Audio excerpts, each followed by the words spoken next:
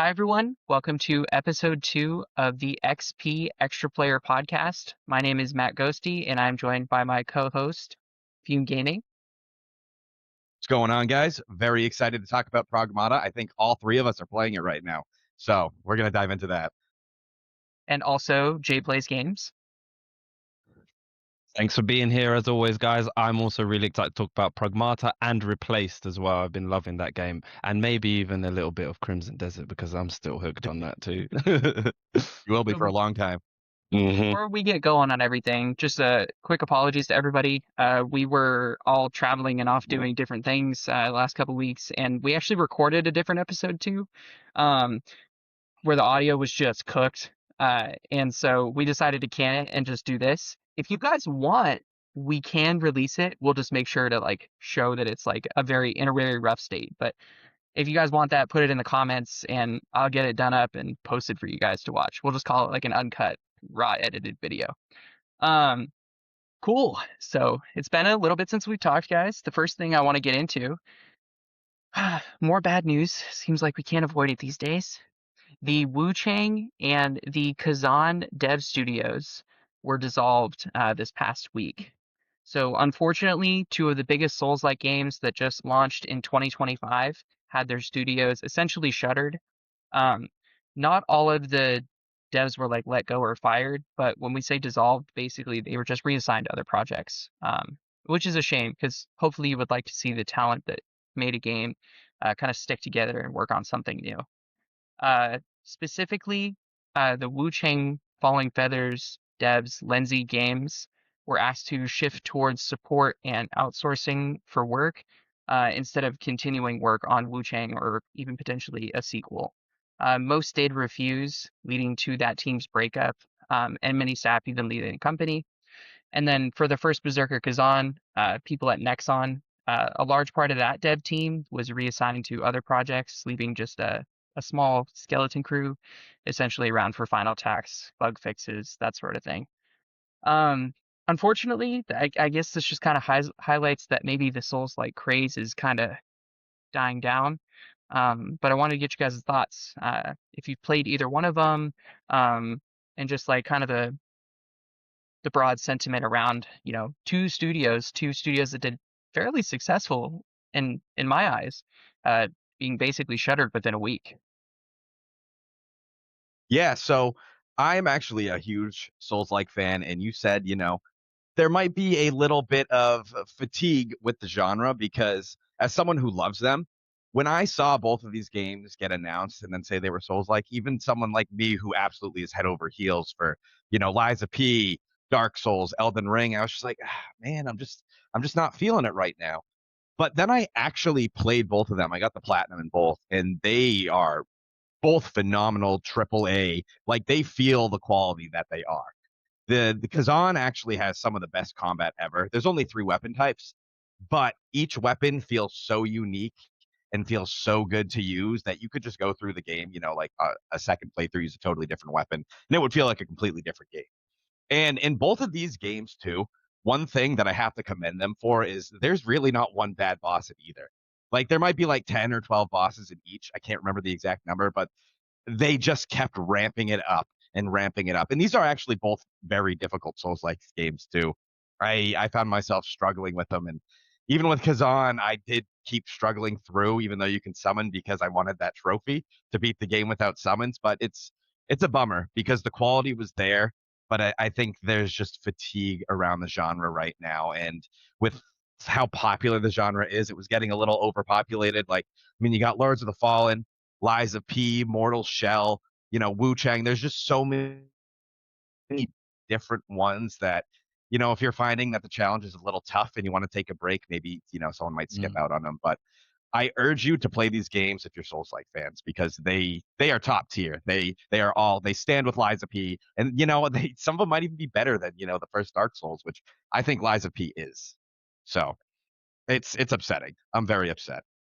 I think it's a real shame as well, to be honest. I haven't played either of them yet. I do own Kazan. I did actually buy Kazan day one because I really, really enjoyed the demo. Like I played the crap out of that demo and loved it. But I've just been having so many other games I haven't had the time for Kazan, and I've kind of been put off when I heard how crazy difficult it actually gets because I didn't find the demo like that hard. Yeah, like I didn't find the demo too difficult. But obviously, that was just the demo, and I was thinking, oh, if the game's kind of like this, like it's definitely got its challenge. But I was really into it. But when I heard that some people were spending like an absurd amount of time on the final boss, I kept putting it on the back burner, and now it's been like what nearly a year since it came out, and I still haven't got around to it. Wu Chang, I wouldn't even let myself buy until I played Kazan, so that's why I haven't gotten around to either of them. In terms of the studio shutting down, I think it is a real shame. I think we're seeing too often now that good devs are getting canned or dissolved or whatever you want to call it for not good enough reasons. And I know game development is a business first and foremost, and they need to make their money and stuff. But I feel like the people that are calling the shots are not prioritizing the right things, and it's starting to show in how games are coming out and in also in how games are being supported as well as the people that make them and how they're being treated, because a lot of Western game devs, from what I'm hearing at least, obviously I'm not an expert on the topic, but they just sound like they don't value their staff. Obviously, these two are not great examples. They're not Western game devs, but it's still kind of the similar thing. At least these people didn't lose their jobs, so that's a really good point. But I'm just seeing a lot of like studios getting just shut down for not really a good enough reason, in my opinion. Like it just sounds like they were kind of uh, let down rather than actually failed. And Blue Point is a good reference to that. I think we did discuss that in quite some detail in our last podcast.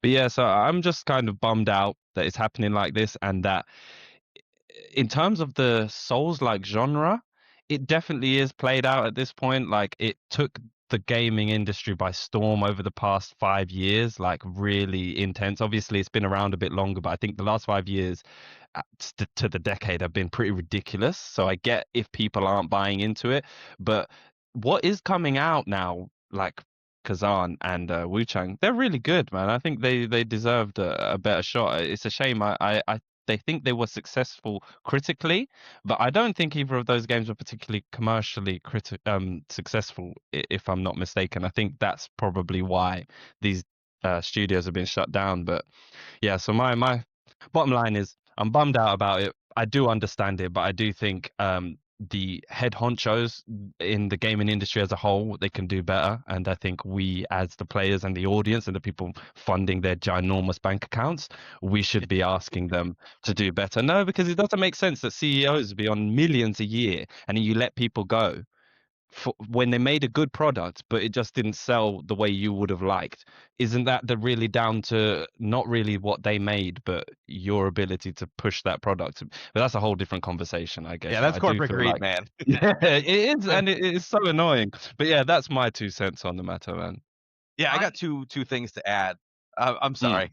no, go ahead, go ahead. So the thing that's tough is these are both new IPs.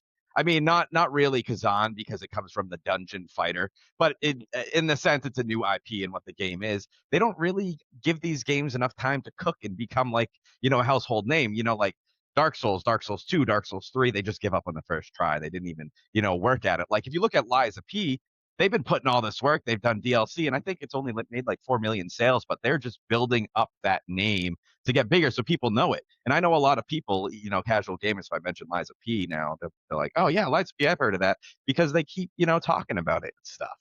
And I think, if you just shut a studio before it can reach its potential, yeah, it's just going to be a lost cause. And the second thing I wanted to add is I think what's going on with the Souls like genre is it's getting so fast. Like if you look at Dark Souls 1 and 2, the gameplay of it's a lot slower. So when you learn these boss move sets and you do all this, it's not as stressful. But then you play these newer ones and boss move sets they go at lightning speed. They have 7 different move sets. They have delayed attacks. They're jumping. There's a bunch of different burst counters and shit. Like there's a lot to learn, which makes it so you have to hyper focus on these games.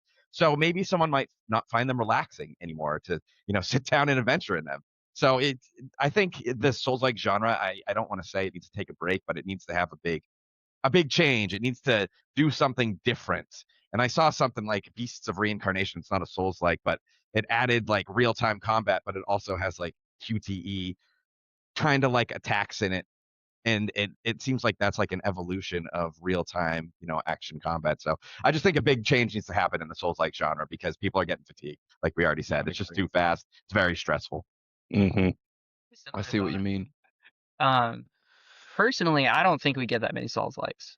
Um, like, I think they stick in people's brains because they're very hard for a lot of people. Like, and Yeah. I don't want to even say hard; they're very punishing. And that kind of experience is almost like you finish it and you're like, "Whew, that was tough." And so it's like if you're a fan of action adventure games, right? We get like 50 billion of those like every year, but like they're not as taxing, and so it's like easier to get through them. Mm. Um, but also the the way that I think the Souls-like genre has kind of permeated gaming is like games use the Souls-like combat as like a basis now, even if it isn't a Souls-like. Like they use the whole like stamina thing, like the whole resting at bonfires thing, even if they aren't a Souls-like, right? Like Expedition 33 does that, Hollow Knight does that, uh, stuff like that, where it's like it's not technically a Souls-like, but people have associated those things with being a Souls-like, and so like, oh my gosh, we just got one of these. We're getting another one and another one. And it's like, well, not technically, but like I get what you're saying, right? Like you just want different systems. You don't want them all to homogenize, and it can make them feel kind of tiring and exhausting. And I actually really like the new IP thought. Um, it's a shame that like we got two brand new IP essentially, that people actually really seem to enjoy and gravitate towards people that played them. Um, but it's just a shame that they weren't really given the time and space to breathe to really become like like you said, a household name. Because I mean, Khazan's voiced by Ben Starr. That's pretty cool. He Yeah. sounds cool. He looks cool. Like Yeah. So Yeah. that's where I'm at with that. It's definitely a bummer. I hope the devs that chose to leave the studios land on their feet, and the ones that choose to stay are able to do some more good work there. Me That's too. why I like that Mortal Shell took away the stamina bar for Mortal Shell 2 because it's just I so didn't fast know. now. Yeah, it's just so fast now. I feel like Ah, Souls like are just so fast. It's hard to pay attention to stamina when bosses are doing 10-hit combos and you need to do shit. yeah. So I think that'll really benefit the way that Souls like evolves because the faster it gets, stamina just becomes more of an issue and as a gameplay mechanic. Yeah. Yeah. I really like what you said there, Matt, about a lot of games using Souls-like systems, but they're really not Souls-like. And I think that's an important distinction to make because a Souls-like is also a kind of vibe.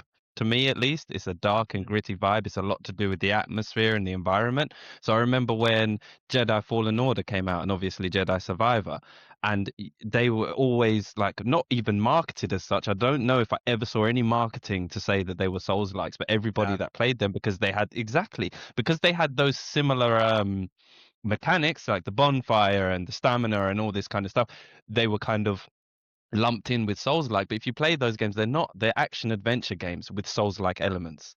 They're not at all a Souls like. They don't have that difficulty. You even crank Jedi Fallen up Order up to its top difficulty and play it, it's not going to give you the kind of stress that something like Kazan would, or even No. Lies of P. You know what I mean? So it's like it's taken the mechanics, and I do feel like it then leads to that very specific and quite niche genre looking oversaturated. Because when you just said, Matt, about we're not even getting that many that people feel like, I looked up like everything that was kind of considered Souls like from last year, and some of the games on this list, like Faith Mandragora. Forsaken.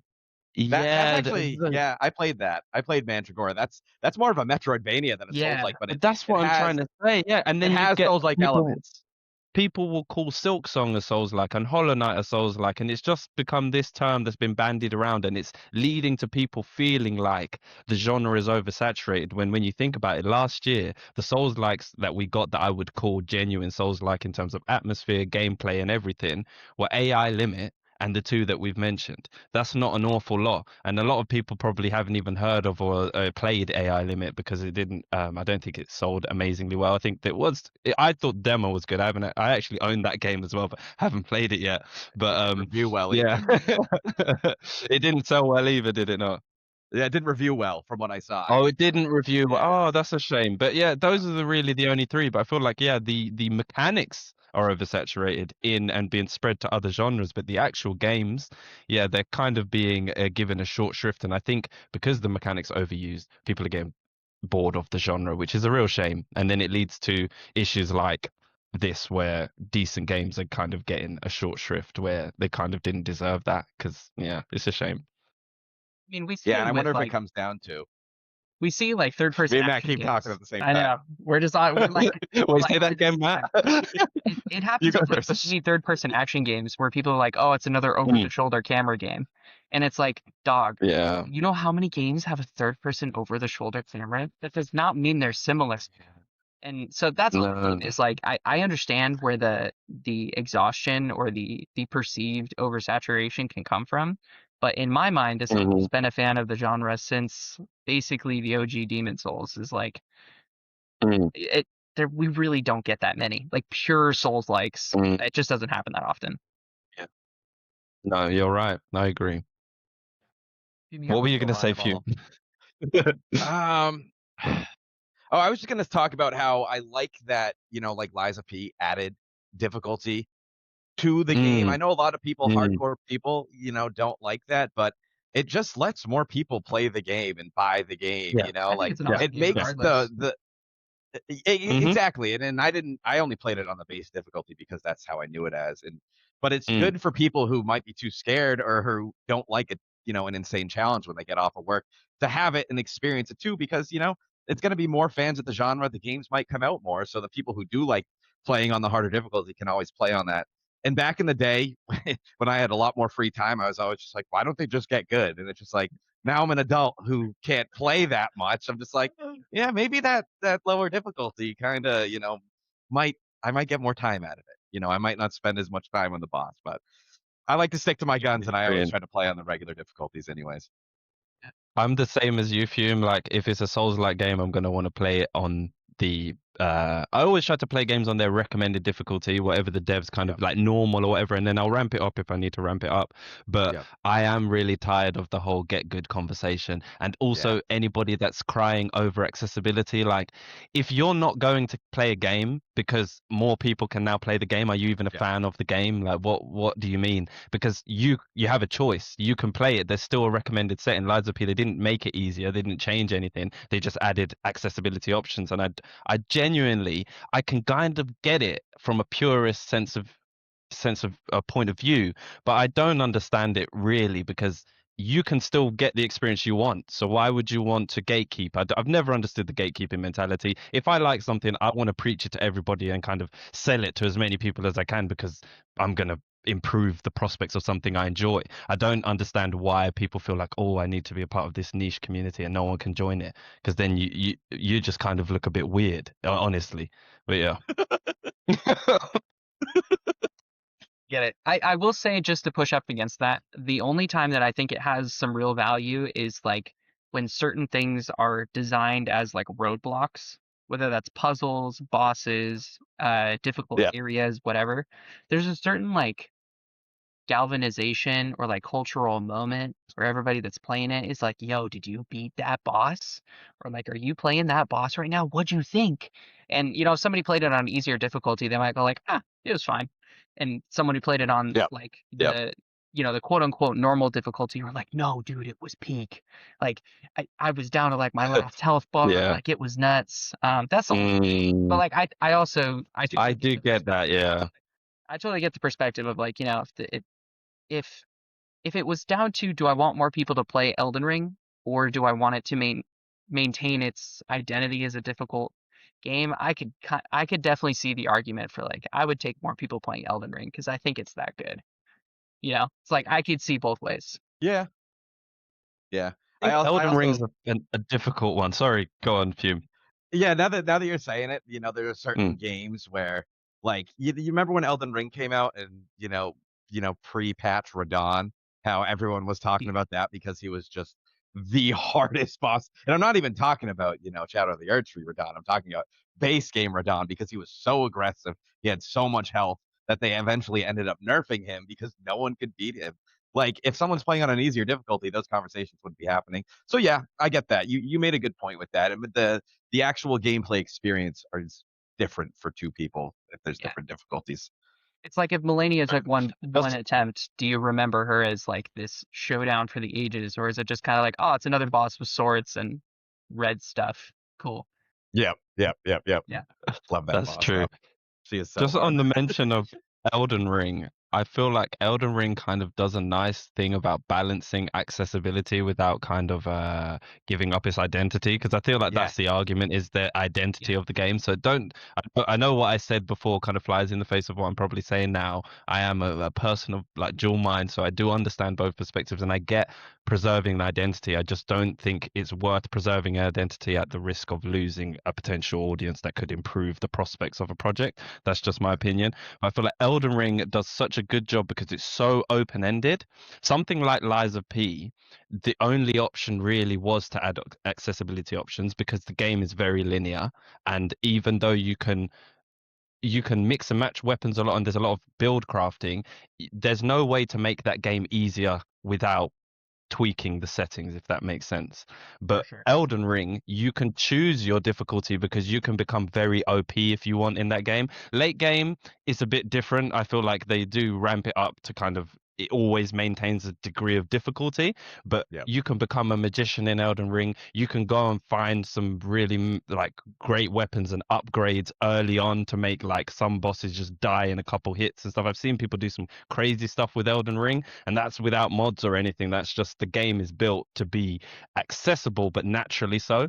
So I feel like if that's the kind of conversation, more games should try and emulate that because that's a clean way of letting people choose their experience, you know. So if you Sure. want a hardcore experience, then you kind of try and follow the path the game sets you on. But if you want an easier experience, you do what I did and you just go and like farm a bunch of stuff and get a bunch of souls so that next time you fight a boss, you can just chip him down in like a couple hits rather than having a really hard time. But yeah, Run, I think run Elden straight Ring's for an Moonvale interesting one. and Asher Yeah, comment, and then you're set. there you go. Rivers of You know blood. your stuff. Um, cool.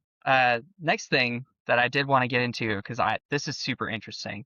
Um, Mm, there was a leaked memo from the head of Xbox, Asha Sharma, where she mm, basically addressed the Game Pass pricing, which I know has been a topic of conversation pretty much ever since it started to really go up in price these last couple years. She specifically stated, quote unquote, Game Pass has become too expensive for players, and that the team needs a better value equation for potential consumers of that specific product. She also noted that Game Pass is central to gaming value on Xbox, but it's also clear that the current model isn't the final one.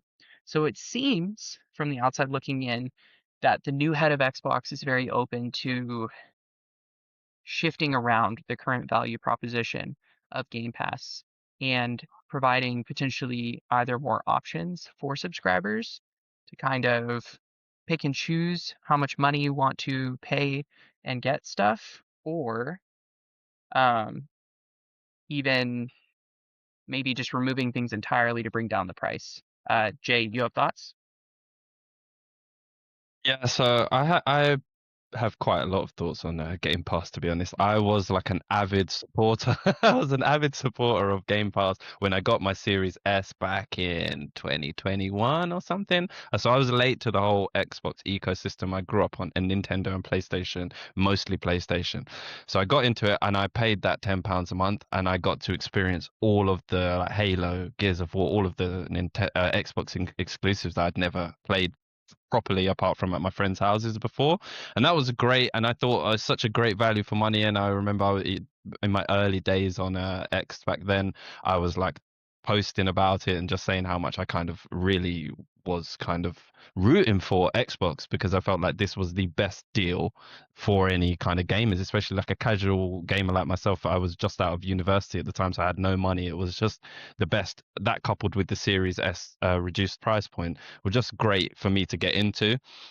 So when they kind of did the price increase, I was like quite disappointed because I was like, oh, that's my whole uh, anecdote for it gone now. Like I can't really say there's any reason to have an Xbox because the price didn't really justify what you were getting anymore. I think it's good that their new CEO is looking into fixing that. I'd be very interested to see, because you can take what she said in a few different ways. It definitely sounds like a price decrease could be on the horizon, but then there's mention of different tiers. I'm really tired of how many tiers are we going to have, because I feel like they keep adding tiers, and it's like, for me, yeah, there's only what like the only tier I'm interested in for stuff like this is always going to be the top tier, because then I feel like I'm getting everything. Everything else apart from that is like, why do I want to pay £10 a month to get half of what you've got to offer? Then I just feel like I'm missing out all the time. And a lot of, especially me, I buy most new games day one. So if they're not gonna, that's not going to be part of the subscription, I don't really see what the point is. Do you know what I mean? Unless I'm just doing it for online. But yeah, so I think it looks good. Could be a good thing. I just hope it's managed well. She sounds like she's coming in to like F some shit up though, doesn't she? This Sharma woman, like she's just coming in balls That's to what the they need. fucking wall. They Yeah, need it. but she doesn't give a fuck. It's just every time I hear anything she said, it's just like if I worked there, I'd just be like, oh, this bitch. She's doing some shit again.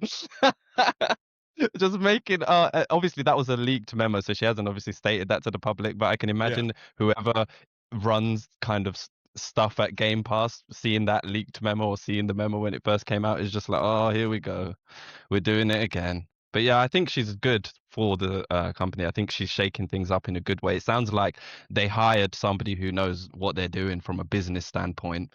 I don't know if she's quite the Phil Spencer that we all loved, the gamer for gamers, but she seems to be, making some real moves, which I like. That's my I two loved cents. I loved Phil Spencer. The thing that was good about Phil Spencer is he was just for the gamers. You knew he was a gamer, and whenever he got in the screen, he said good things. You could tell he was happy. So it's just like losing that essence, the face of who I thought Xbox was for a long Mhm. time.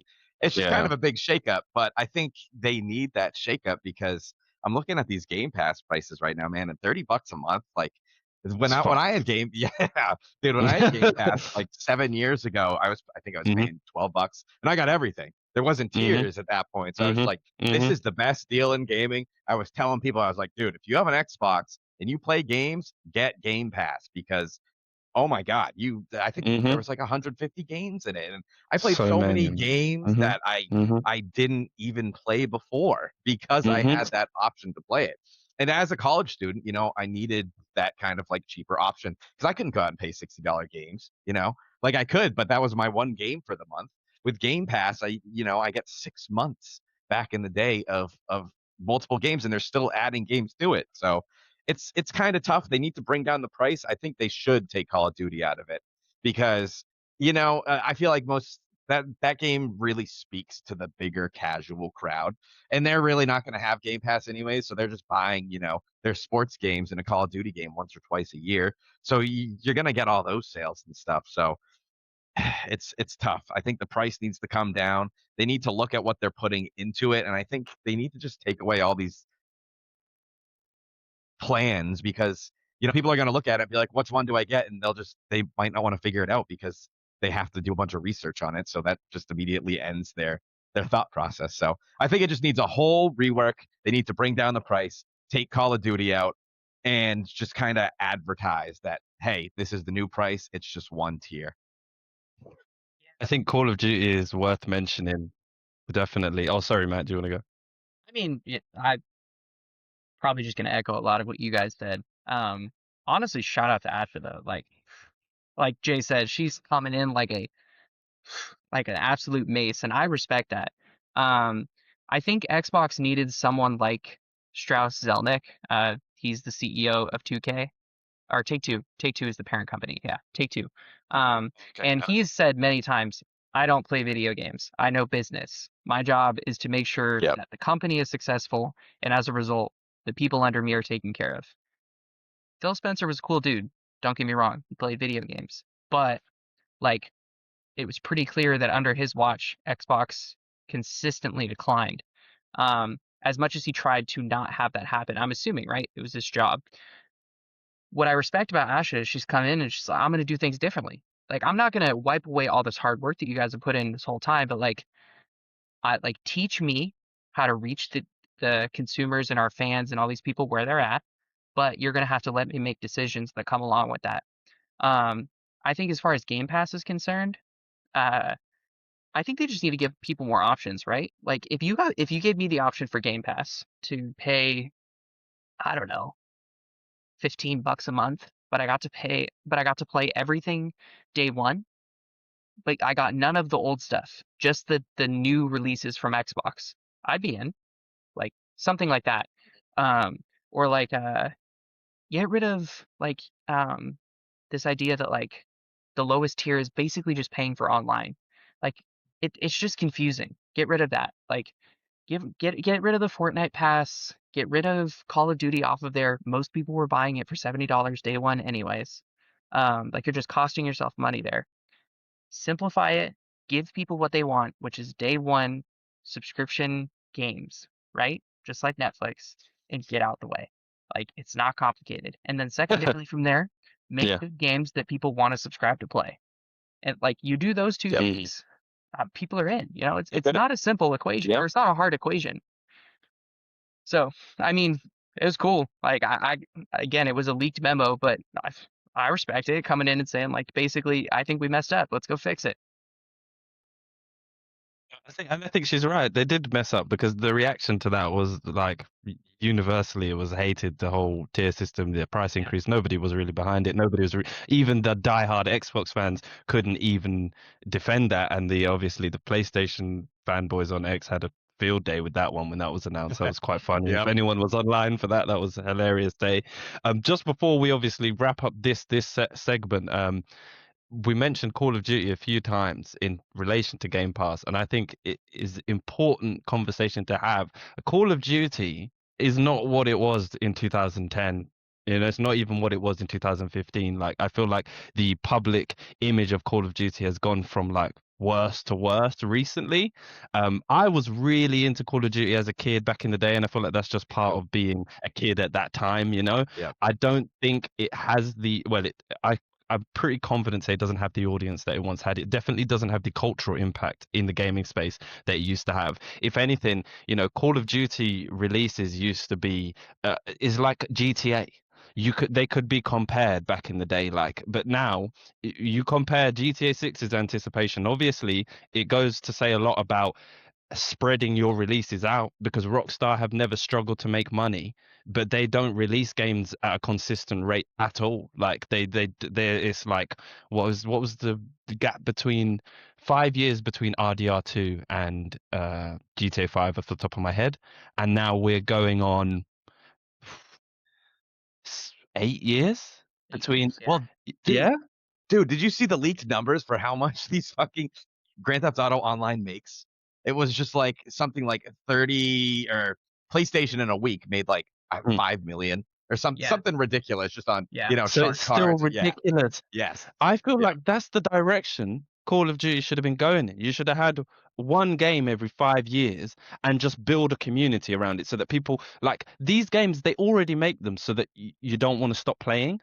So why try and copy the kind of sports game thing? And I think that's what shot them in the foot. They said, "Oh, the sports games do this. They just release a new iteration every year and it sells. So why don't we do the same thing?" I don't think it's working for Call of Duty anymore because also the FPS space is more crowded than the sports game space. There's actually not that many sports games if you think about it. We get a lot of them, but it's the same people making like there were two football games back in the day. It was FIFA and Pez is gone now. And then you get little ones that tried to come in. I think there was something like eFootball a little while ago, but these things don't stick around. It's really just FIFA and NBA 2K and then the TGA stuff for golf and then Madden and then the each sport has one game really.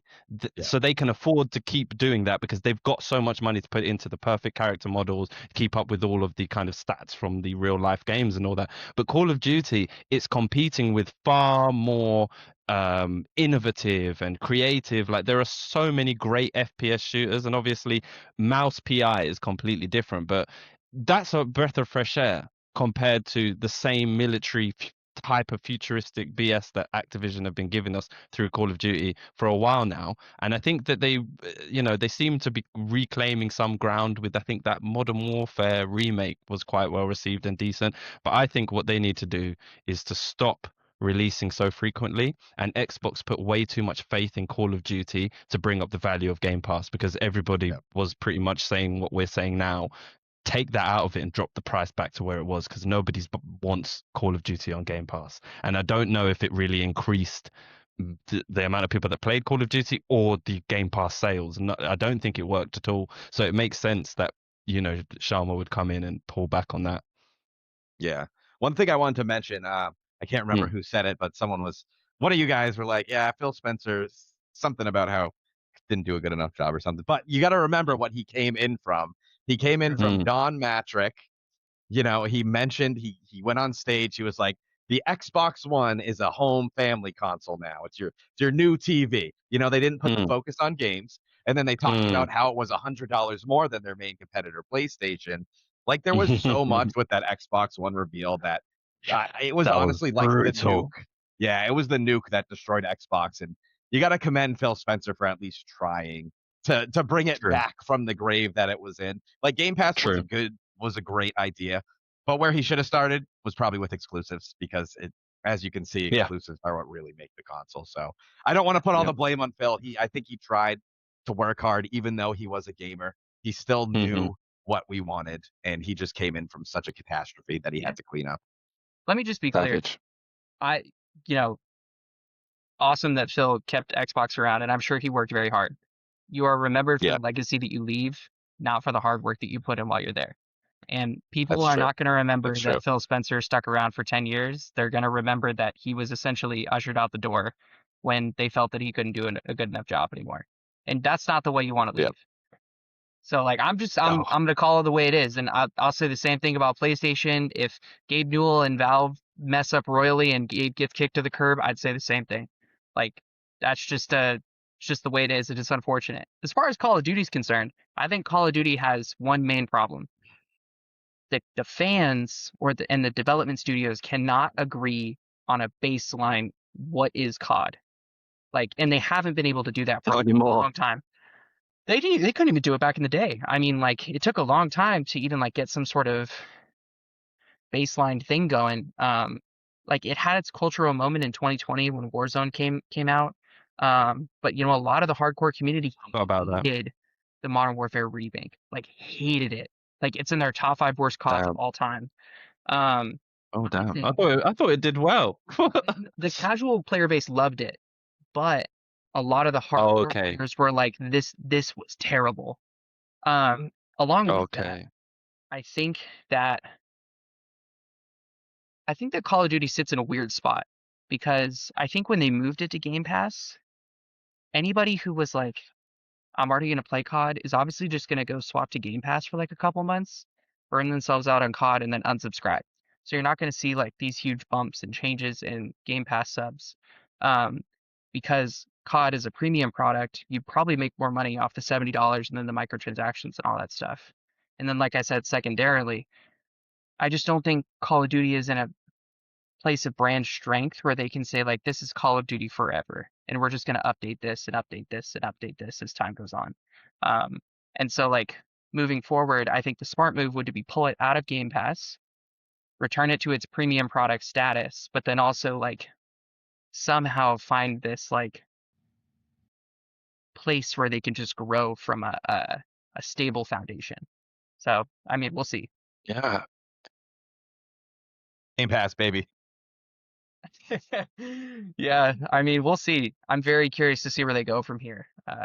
They could go. Resubbed, by the way. Actually, I resubbed for Replaced. Oh, did you? Yeah, just because there's a few other stuff like the Keeper that I wanted to play, but when Replaced came out, I was like, I'll resub. Like, and then this memo kind of made me think, oh, maybe I'm doing a good thing by supporting them again. So I'll keep it for at least this month and see where we go. They do get bangers. I mean, they had E33 when that came out, Ninja Gaiden 4. Like, they get good games on the service, and that's probably why it's such a high price. Yeah, because they're paying a lot. But that was before though, wasn't it? But that was before the price hike, E33. Yeah. So was South of Midnight, yeah. Because those were the last games I played before the price hike, and I cancelled my subscription. Hi everyone, Matt here. When I was editing this video, I realized we didn't leave any room to kind of transition to our interview for this episode. So without further ado, here's our interview with the Ringfall developers. Hi, everybody. Welcome to our interview with Agoat, the communications lead for Ringfall. It is a indie game currently being made. Make sure you check them out on Steam. He gave me the pleasure of getting to do like a play session with them and like a longer interview prior to this. So huge shout outs to them. Make sure you look them up, show them all the love. Had a great time. But very excited to bring him on the show. So welcome, man. Yeah, thank you. I figure it's worth noting I'm also our design lead too. I'm pulling double duty on Ringfall, and it's pretty neat. But yeah, thank you for having me here. Super excited. I guess first question is, say someone isn't sure like why Ringfall might be worth checking out for them. What is the audience or the people that you want to speak to for your game? I'd say there's two types of people. For some people, it's gonna pull on kind of what FPS used to be a couple generations ago, like the 360 era of shooters, right? There's definitely that classic feel to it, which I'm personally pretty proud of. But the other half of it is there's going to be other people who ideally will appreciate just how simple our approach is. Games these days get pretty complicated. Stores get complicated. I mean, you and I, of course, were talking about Marathon yesterday, which is a fantastic game. I love it, but if I'm exhausted, that's not my go-to game. I've had a long day at work. I'm not going to hop on Marathon. I'm looking for something a little bit more simple. So for us, there's both that classic feel, kind of remembering where we came from in terms of FPS, but also, hey, I want something that's a little bit more approachable that might scale with how serious I want to take our shooter experience. Awesome. Yeah, I definitely felt that like classic FPS feel, and it was honestly one of my favorite things because I feel like this modern era of shooters generally can kind of they do so much these days. Like it's just so much in my brain, and it's like it Mhm. was really nice to just hop on. I grabbed the controls and I was in and playing in like 30 seconds to a minute, and I was like, whoa, I'm already like I don't have to do this like long tutorial and learn all these keybinds and stuff. Like this is great. Mhm. Um, so that was awesome, for sure. Jay, what about you? Thank you. Okay, so I just from what you guys were saying just now, I'm wondering, are you saying it's kind of more geared towards a more casual audience, as well as I can see from the gameplay I've seen and stuff, it looks like there could be quite the skill ceiling in there, and you guys seem to know your stuff. But it also sounds from what you said there that you someone like me, for example, or Fume, who don't play many FPS games these days, at least. Do you think that would be a good entry level? Is it still going to be kind of for people that don't necessarily play them as much, or is it more hardcore? It's both. Um, Mm, in my studies as a designer, I've realized that both social players, people who just want to hop on with their friends, have a good time, competitive players, they all appreciate similar things. A lot of it comes mm, down to presentation and like a little bit of nuance. Good comparison I like to use is the assault rifle versus the burst rifle. So with mm, the assault rifle, you pick it up, you point and click, you shoot a guy. Really simple. Burst rifle, there's a little bit more nuance to it. You can bob and weave, you can kind of dodge shots when someone's shooting a burst rifle at you, but it's got more range.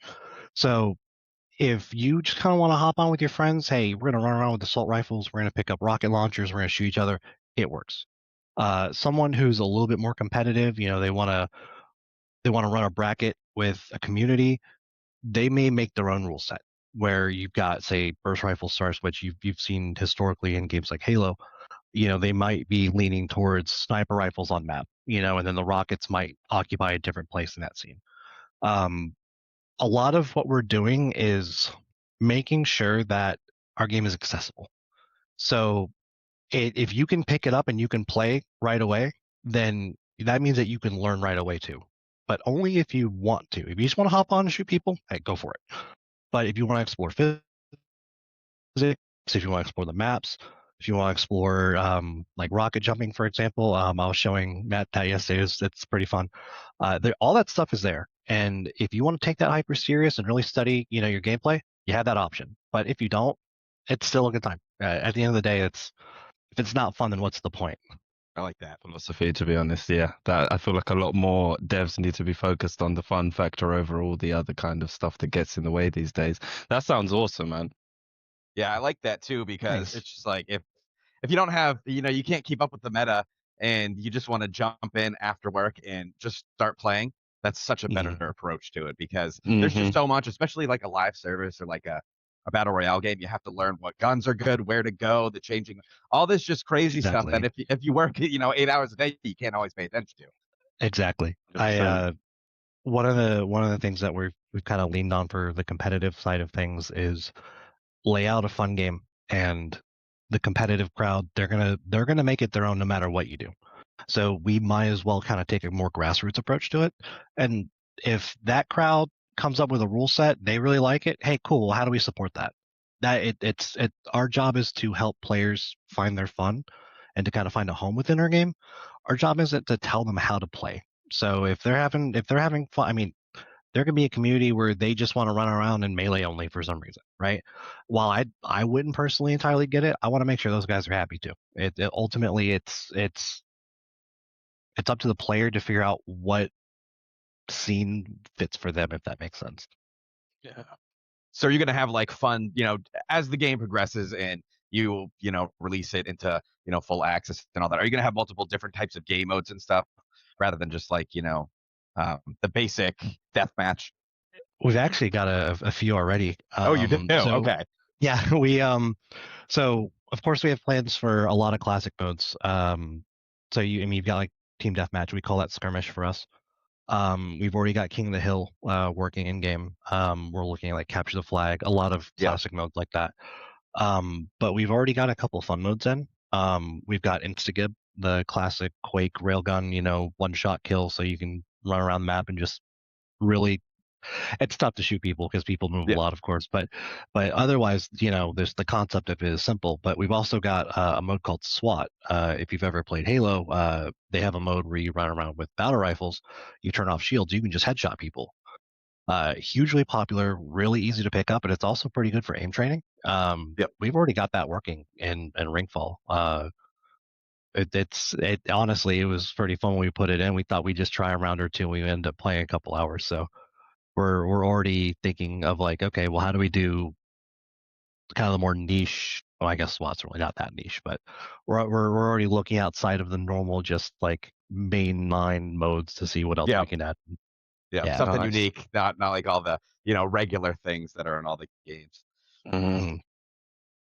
Something that kind of came to mind is like what's been some of your favorite parts of the development process? Things that have really stuck out to you that when you guys get ready to launch into 1.0 or you're going to look back on fondly and be like, "Man, you remember that one time like we did that?" Or like those classic Vidocs from the really big 2010s shooter era where we were getting to see behind the scenes with devs. Mhm. Those moments that pop out to you, things that you want to remember. I think there's so much learning that we're doing as a team. I mean, you're always going to be learning when you're making games, but we've had so much room to experiment with different ideas. We actually had Sprint in our game not that long ago, and in the moment, it's a little stressful because you're trying to make the best decision to make players the most happy. But looking back already, that whole process was so much fun because we'd sit down, we'd have these giant meetings trying to hammer out like, okay, do we want to keep in Sprint or do we want to pull it out? And of course, we ended up pulling it out. We'll have it available for custom games and stuff. So if people want to turn that on and make something special, like I think about like zombies modes and stuff. Um, but just that whole process of like having this giant like problem and like slowly working it down, every playtest, it felt like we were getting a little bit closer to the right answer. It It's really fun. There's also, and if you'll forgive me for yapping just a little bit, every time someone discovers our game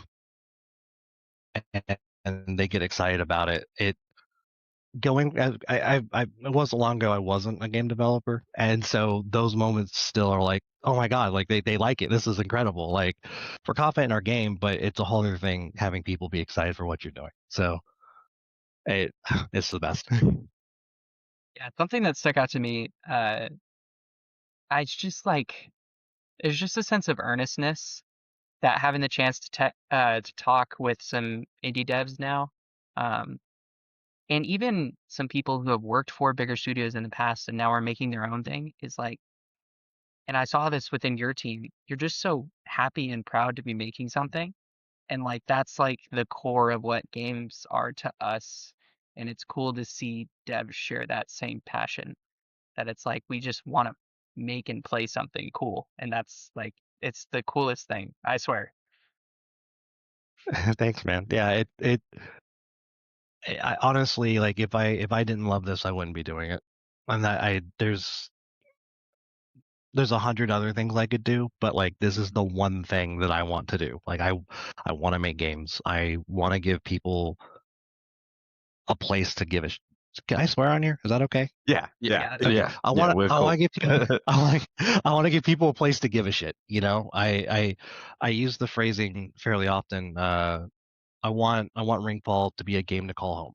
And what I mean by that is I want people to be able not just to hop on and just play, but also make memories, make friends, you know, find a community, you know, find out, you know, what they care about because they might play and go, oh, hey, you know, the way that, for example, we have movement inertia. When you move back and forth, it feels a little heavy.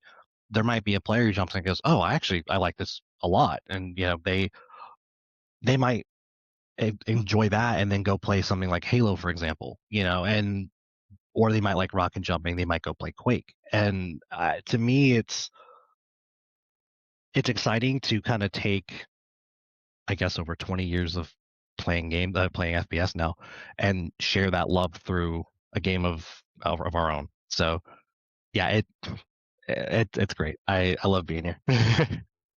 I really love the passion, man. That's one thing you just love to see in a development team. And I actually listened to some of your conversation with Matt and your friends at the beginning of the conversation, your Everyone colleagues. piled in.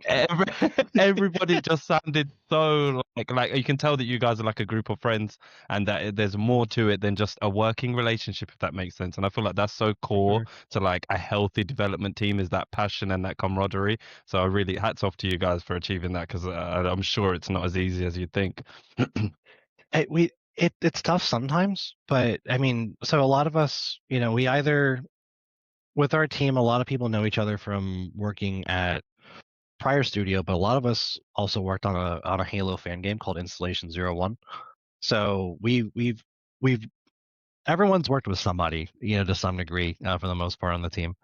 But I mean, yeah, we all kind of got together because we realized, you know, we're about the same things. We all love games the same way. So yeah, it's funny we use, you know, terms like playtest to describe getting together and of course testing out the game, but like half the time we're just having fun. You know, I might shoot a friend, you know, I'll shoot like Trev, for example, and I'll start yelling at him, you know, and it's great. Yeah, everything with us is just it's a blast. Like it it literally is a dream come true for me. So I got a development question on, you know, just the actual process of it. Was there, when you were making the game, was there any, you know, set problem that or feature that you were so focused on that you spent, you know, maybe more time on it than you wanted to, or just sitting there kind of nitpicking and perfecting it because you wanted it to feel a certain way? Like the that movement, you were talking about how there's like kind of sway and you know, inertia. so some of this so some of the stuff that we have in Ringfall is stuff that I really focused on when I was modding games, Yep. Halo Infinite specifically. So like stuff like that movement is stuff that I've been up on the soapbox about for like 3-4 years now, it feels like. So I can already tell you that aim assist is something that I'm never gonna stop obsessing over. I'm not the biggest fan of how aim assist is handled in modern shooters. I, for the record, believe that no matter what input you're on, you deserve a good experience. You deserve a competitive experience. You should be able to hang with anybody. But the approach just feels, and so I focus down on aim assist especially because I don't want anyone to feel left out, but also I don't want to give anybody aimbot either. And so I was kind of putting that off, knowing that like the moment I start tweaking those values is the moment that I'm never going to want to stop. And I finally crossed into that a couple days ago. So Yeah. I fully expect that to be a whole ordeal until we launch. So Nice. Cool. That's good to hear. I do actually have another question. So when I was looking at some footage and obviously just doing some research in preparation, I couldn't help but notice, and even you, by your own admission, that one of your big inspirations was the Halo franchise. But I also noticed just in the kind of like design and stuff, it reminded me a lot of CS:GO. I was wondering if there was any inspiration from that or any other media, entertainment, or obviously games that kind of really were like big kind of inspirations for the project. So, well, answering inspirations first. Obviously, there's the Halo inspiration in terms of design. Metal Gear Solid 2 and kind of Zone of the Enders a little bit also kind of come to mind in terms of some of our Okay. visual. Oh, nice. We actually in team-based modes we have these little rings around your allies.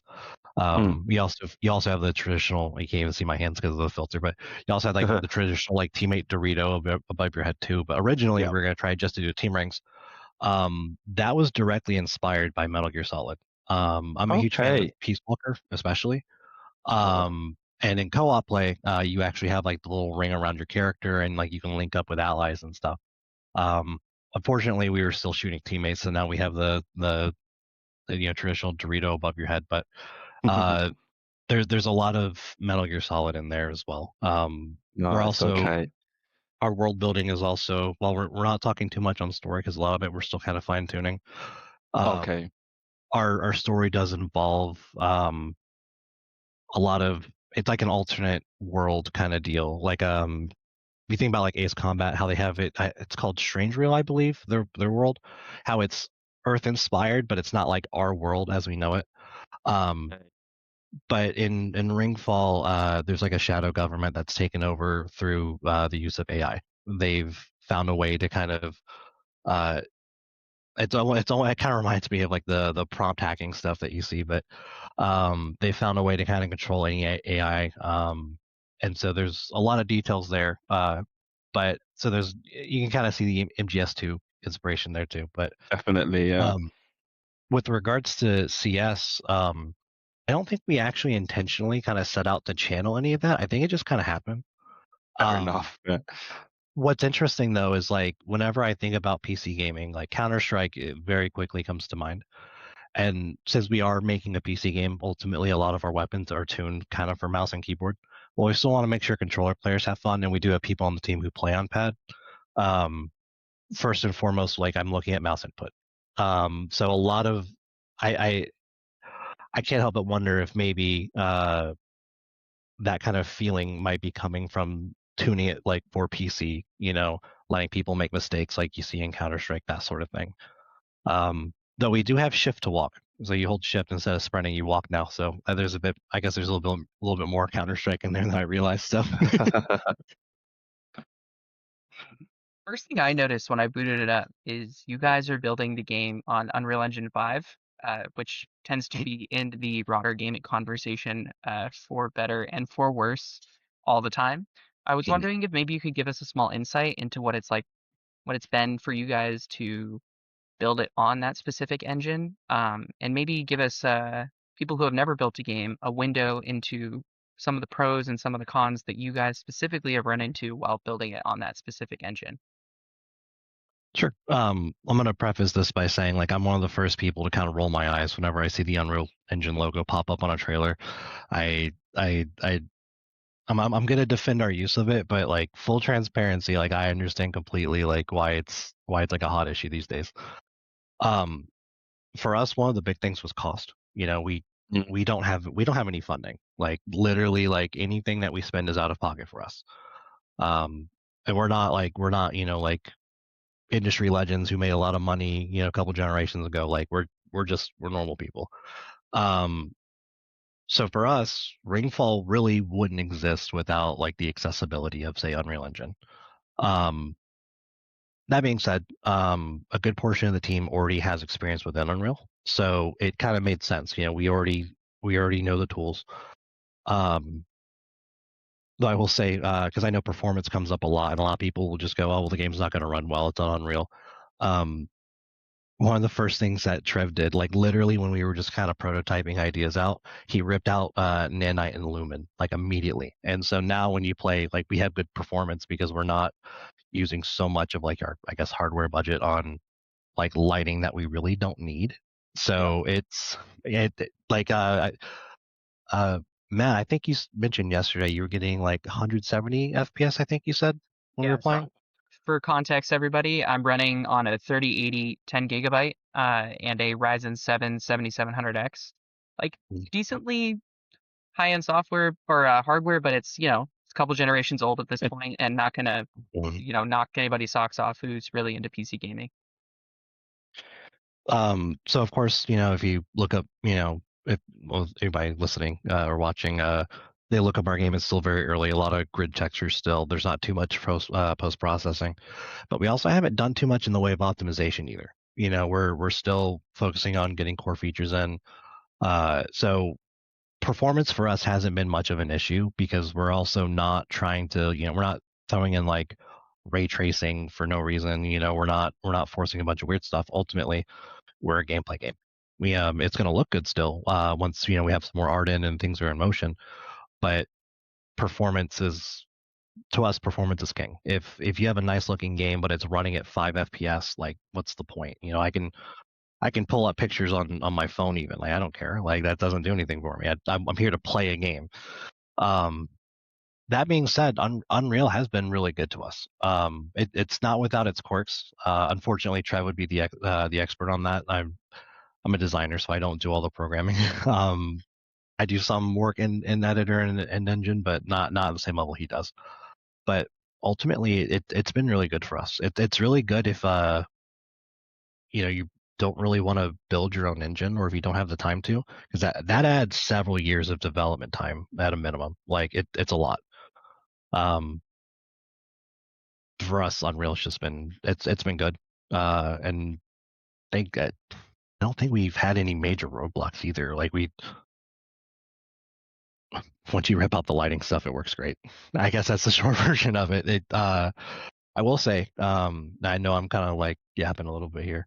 One of the big things that has always frustrated me with a lot of Unreal Engine games is like they feel very floaty to me. You see a lot of characters like kind of sliding a little bit, and for us, we've been working hard to really avoid that.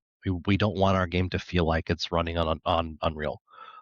So a lot of everything with regards to like movement, player handling, that all has been touched so it doesn't feel like a game you've played 100 times. That's been great. Yumi got something else? No, so I don't really play too many multiplayer games, so I don't have too many questions on this. So It's a I'm a peaceful dry life. source right now. Yeah, yeah. I'm just strictly single player games. So No, I I feel that. I guess to kind of share some of my experience, one of the more positive things for me was like while we were chatting, I was playing off and on. And I know a lot of times these days, a lot of people play games and they're like, I just got to be like in a 24/7 sweat fest. And like, I got to be trying my ass off or else I'm not going to do good and everybody's going to make fun of me and stuff. So that was really cool that I could just like play the game while we were chatting off and on, have a great time.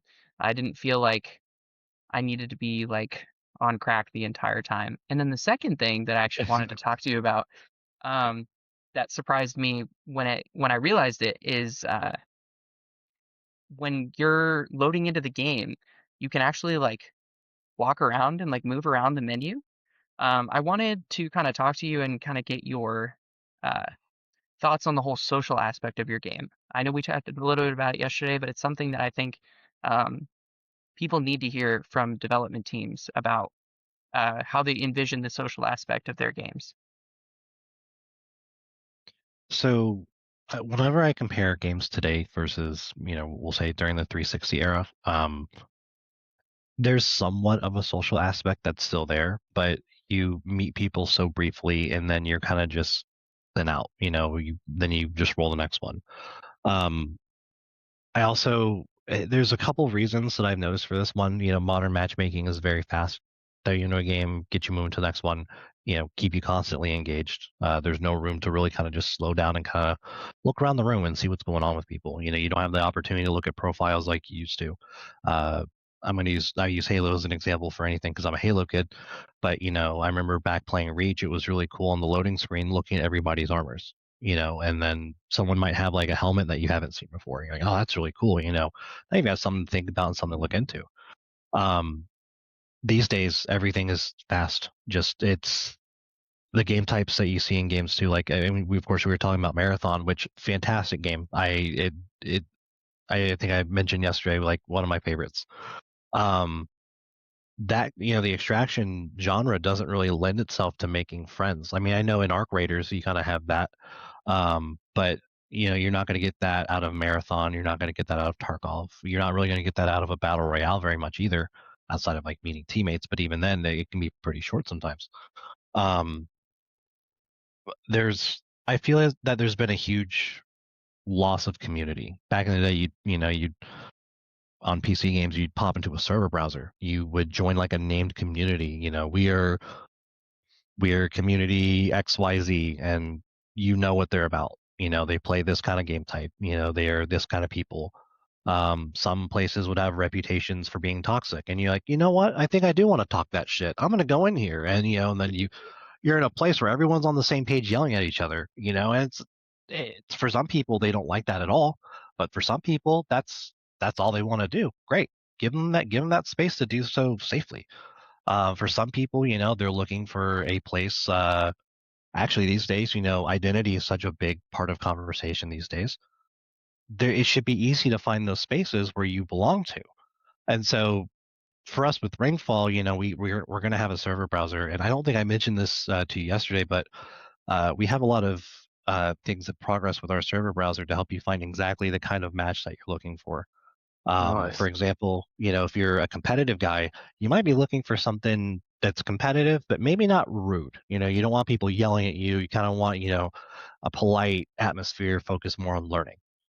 You should be able to find that kind of server if that's available, and if not, then you should be able to make one and very plainly tell people, hey, we are competitive, but, we're not going to yell at each other when we make mistakes. I think that I think it's a mix of loss of player trust. I think that's part of it. One thing I've noticed is when you see a lot of interviews and like GDC talks and stuff regarding player activity, it's a lot of it seems like, hey, we're gonna just railroad the player into doing this thing.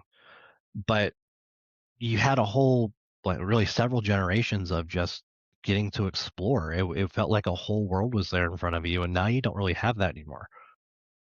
So I miss that era of actual social gaming, and I'm hoping at least in a couple ways we can bring that back with Ringfall. To me, if you're not making friends and making memories with people, then you're kind of just burning time, I mean, I can't agree more. I just can't say enough to our audience. I really did have a very good time just messing around, having fun. Um, and I was honestly super impressed at how like complete it felt with still so much room to grow. So I guess before we close the interview, no problem. Before we close the interview, just want to send it to you real quick. Any closing thoughts or any final things you want to leave our audience with, or really anyone broader who happens to stumble upon our small little podcast right now? Um, well, honestly, one, thank you guys for having me here. This has been really cool. If anyone ends up checking out Ringfall, I can't stress this enough. Like, we are completely transparent. when it comes to anything except for anything that could be used for cheating, which at this point isn't even a factor because we're still in development. We've been aiming to be completely transparent. Like someone could ask me, "Hey, how does your aim assist work?" And I will sit there for several hours and explain it if somebody asks. Like I can't stop talking about it.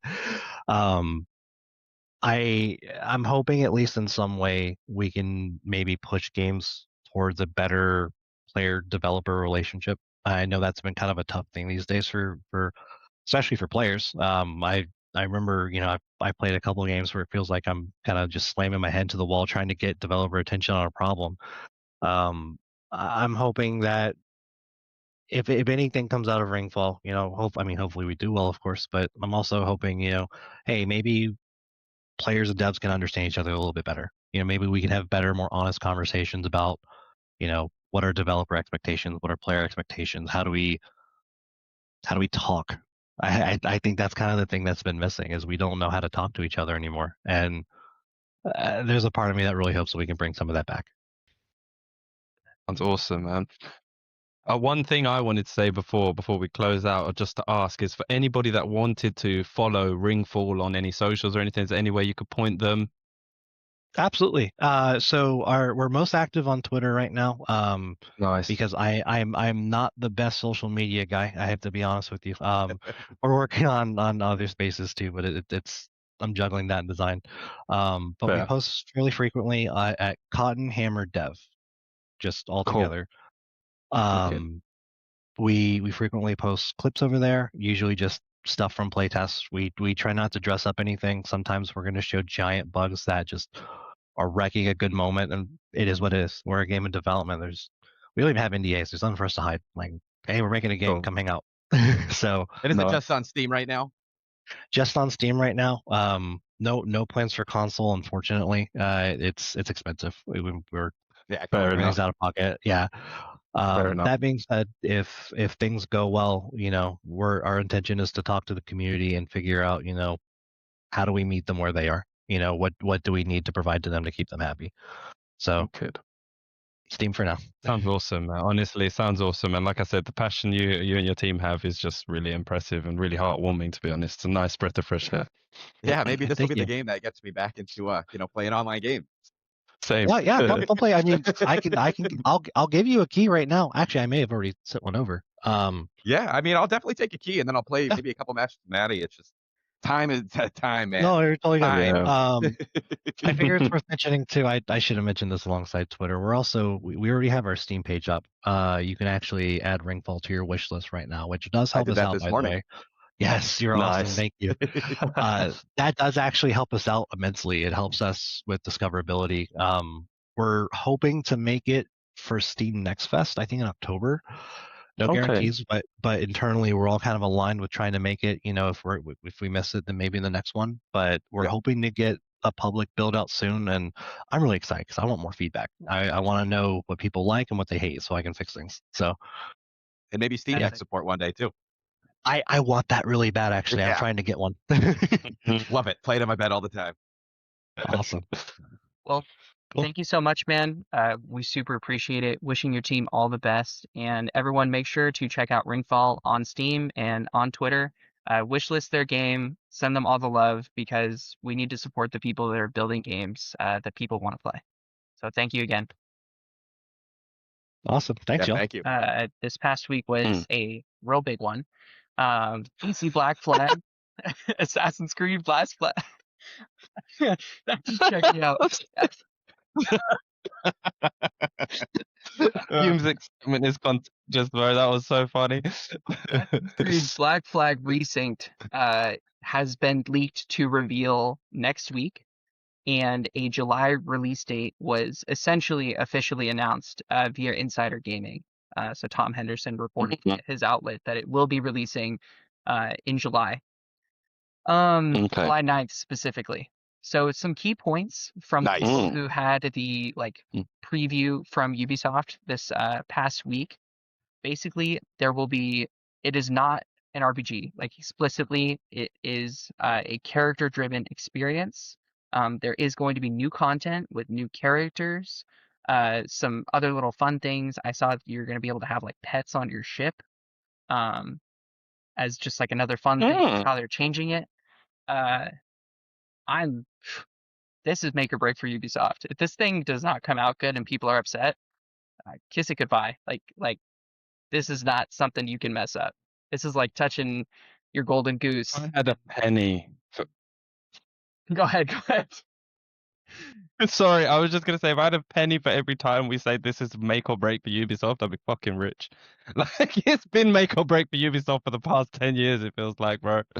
And I feel like this is a weird one to start with too. Like everyone loves Black Flag. It's one of everyone's favorite. It's usually in the people's top threes, but like this is a weird one to start with. Just the fourth game, they're gonna remake it. Like I feel like the first Assassin's Creed could really use it because of how simple it is. The second Assassin's Creed, but everyone loves Ezio, dude. Like they could probably just remake that into one game. So they probably wouldn't do that. They'd probably milk it like Final Fantasy VII remake. But it's just such a it's just such a weird one to start with, and I feel like they're starting with this one for remakes because they already did a lot of the groundwork with Skull and Bones with doing the ship combat and upgrading it, so they could kind of just translate that over and put it into the new Anvil engine that Shadows was on. So they have the updated combat with Shadows and everything else, and then the updated ship combat.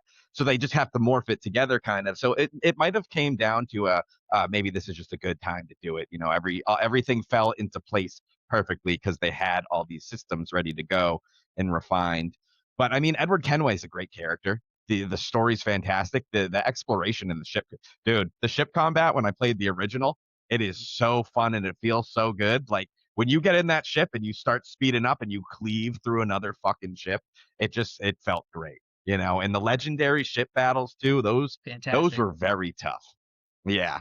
Yeah. So I think this will be good. It's not going to be an RPG. I personally am disappointed by that because me and Jay, we were all talking about this before it came on, but the old combat is just so simple. It's mostly just, countering or chain killing, throwing a smoke bomb down and getting like a bunch of hidden blade kills. It wasn't too complicated and it got a little boring. So I like the new RPG combat more. People might not like the RPG mechanics to it and all the number crunching and stuff that comes with it. But I feel like having abilities and things like that added depth to the combat that it didn't have before. But, most people play Assassin's Creed stealthily, so I guess it won't matter too much. But I'm very excited. I think this is going to be a great game. This is probably going to be the last game I play for a while because I'm going to have a kid like 2 weeks later. So I'm very excited for it. I'm very excited for it. Nice. What do you think, Jay? I'm also really excited for, also very, very excited for Assassin's Creed Black Flag. Black Flag, the original, was probably my favorite. It's hard because I've been a big fan of the series for a while, but I think Black Flag was my favorite more recently. After I played all of them to date, I think it still stands as my favorite. I know that AC3 was my favorite when that came out, but I've grown up a lot since then. But yeah, in terms of it not being an RPG, I'm not. I wouldn't say I'm disappointed. I had no issue with the RPG mechanics in the Odyssey. I actually loved Odyssey, and that was my second favorite. It was my favorite at the time of playing it. But when I think about an Assassin's Creed game, Odyssey is not a great Assassin's Creed game. It's a good game. It's a great kind of RPG experience. But in terms of it being Assassin's Creed, it didn't really matter if you were ever stealthy or not. The focus on the kind of Assassin's Creed even storyline felt a bit shoehorned in. What was? Did you guys ever play the DLC for that? That game got weird fast, man. Like, why was Cassandra in a suit as a descendant of Python? It just everything about her living eternally and all this really, really confused me. Sorry if I'm spoiling it for anybody that hasn't played those DLCs, but it's been a while now. But yeah, I just found the story, the assassin side of it. It made sense to me when they made Immortals Phoenix Rising because it's like, oh, this is kind of the game we wanted to make when we made Assassin's Creed Odyssey because that's what it felt like. And I expected that would have done better, but I'm not fussed that the RPG elements have been removed. I just want to, like we were talking about, Fume, improve that combat because Black Flag had better combat than the previous games, I think. I remember enjoying it a bit more, but it's still the counter-based system. I've never been a fan of it. It looks flashy and it looks a bit cooler than the RPG stuff, but in terms of actually playing, it felt so much better. Like Bayek, when Origins came out, I felt like his gameplay, his combat was just so good. And then Cassandra and Alexios, whatever, from the second from Odyssey, they were great as like a power fantasy. I do feel like it got pretty stale by Valhalla. I didn't really enjoy that combat that much, but I didn't hate it. It didn't stand out. I felt like I had a lot more fun with Odyssey and Origins, and then Shadows mixed up quite nicely, decent combat. So I'm hoping that Black Flag Resynced, even though it's obviously not going to take those RPG elements from those games, I do hope it kind of mixes in that flashier style with something like Shadows, just for that kind of kinetic feedback. Another thing I'd mention is Mirage. I didn't like the combat in that game at all either, and I hope they don't do that again. That was not good. That was more counter-based. It was awkward. I could never get any good at it. Maybe it is a skill issue, but I play a lot of these kind of games and I'm normally decent enough. I hated that combat so much when I tried to replay it earlier, a few months ago. I just gave up after I played the new DLC because I was like, the combat sucks so hard. I'm not doing this to myself anymore. But yeah.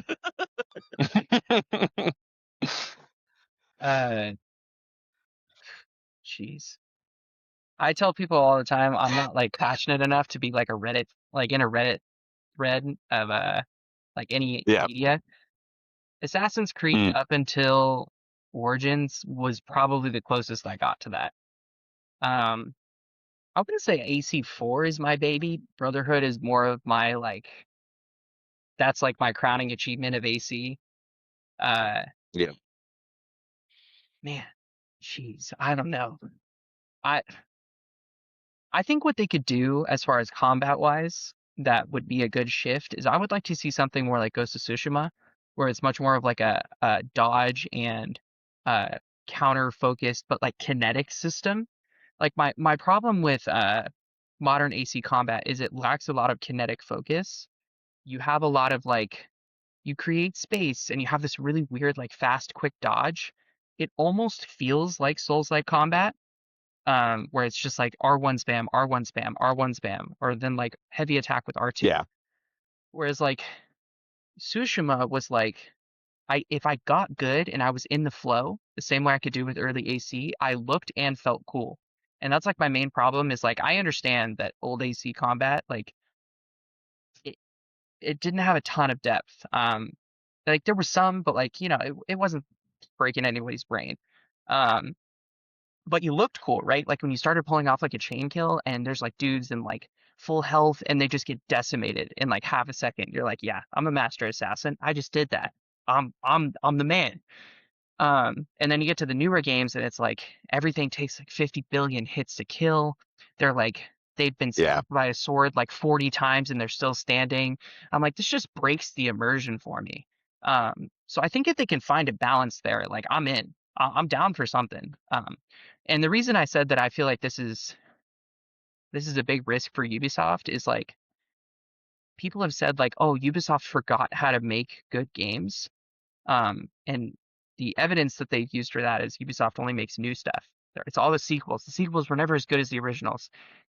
So if you go back and you're returning to the original,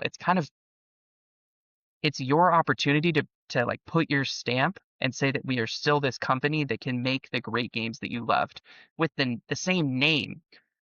And if they mess it up, it's like, dang, you can't even do the old stuff right. Like you can't even take the stuff that we used to love and you just butcher it or you just mess it up. I hope they don't, but like I want to come Yeah. in there and like play it and be like, you know, Ubisoft, they still got something there. Like I want to see more of this, but I just don't know right now. Like I more likely than not that I'll be disappointed, but we'll see. I mean, I'm open to being wrong. You know what I hope they improve, and what I thought was an issue with Shadows was the stealth, because it's not like the stealth was bad. It's just that they gave you a lot of things you could do that just weren't optimal. Like the most optimal way to do stealth is just to follow someone and wait till you can just run up and assassinate them. But they have other things like you can hide in like coffins or swing and you know use a hook shot and jump off and stab them from the air. None of those were optimal. None of them felt like I should have been doing it. So I was constantly just doing the same thing. I was just sneaking up behind guys and just following their patterns. So it just wasn't that fun and it got boring quick. So I just hope there's more tools that they can use. It's kind of going to be tough because they're out in the Caribbean on a bunch of islands. So, you know, there's just a bunch of wooden structures and ships. So maybe like hiding in tall trees and like making them bend over from your weight on them and assassinate. I don't know, just thinking about random shit just to make it varied because there wasn't too much variation that was optimal for stealth in shadows. And like I said, it was just mostly just sneaking up behind guys and stabbing them. For the stealth in shadows, I would say the things that I really enjoyed was the light dark system. I feel like that Yes, should have yeah. been a staple from a long time, and the ability to go prone and crouch at will.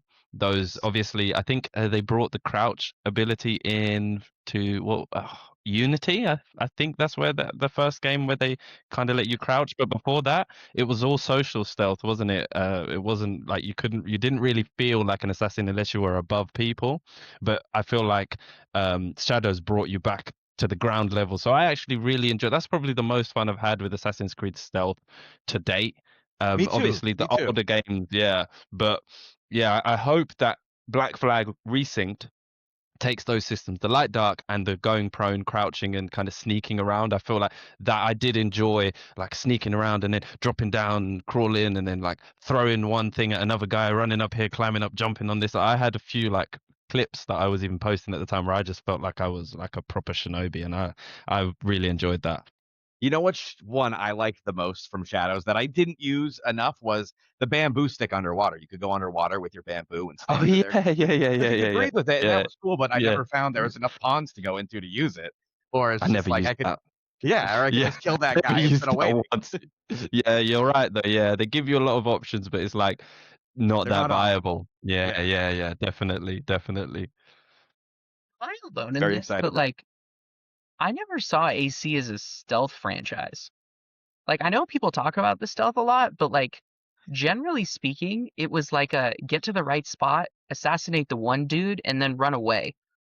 Like the stealth was, I mean, even in the original game, like you were saying, it didn't even really, you couldn't even crouch. There was no cover system until AC or AC Unity.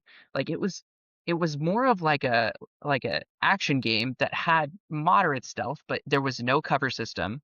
You had no corner peeking. It's why it made the 100% Yeah, achievements, the 100% synchronization achievements where you could not be seen like a literal nightmare because the stealth sucked. Like it always did. And so like it's always confused me why people are like, I just want the stealth in AC to go back to being good. And I'm like, it was never good. Like even in AC4, like it was like the first time they added or not the first time. Um it was only the second time in the game that you could hide in bushes. Like that was added in AC3. Like you couldn't crouch. Mhm. You the game was to me was always about like it was like a pathing game, right? So like if we picture this, and you like look at a fort and it's like okay there's like five dudes around the ring at top, um and there's like a couple guys at the bottom. It was like okay if I time this right I can like swing off this ledge, clamber up here, sprint assassinate this guy, go and knock this guy over the ledge, sprint to the other guy, kill that guy, and then jump and finish with an assassination and look cool.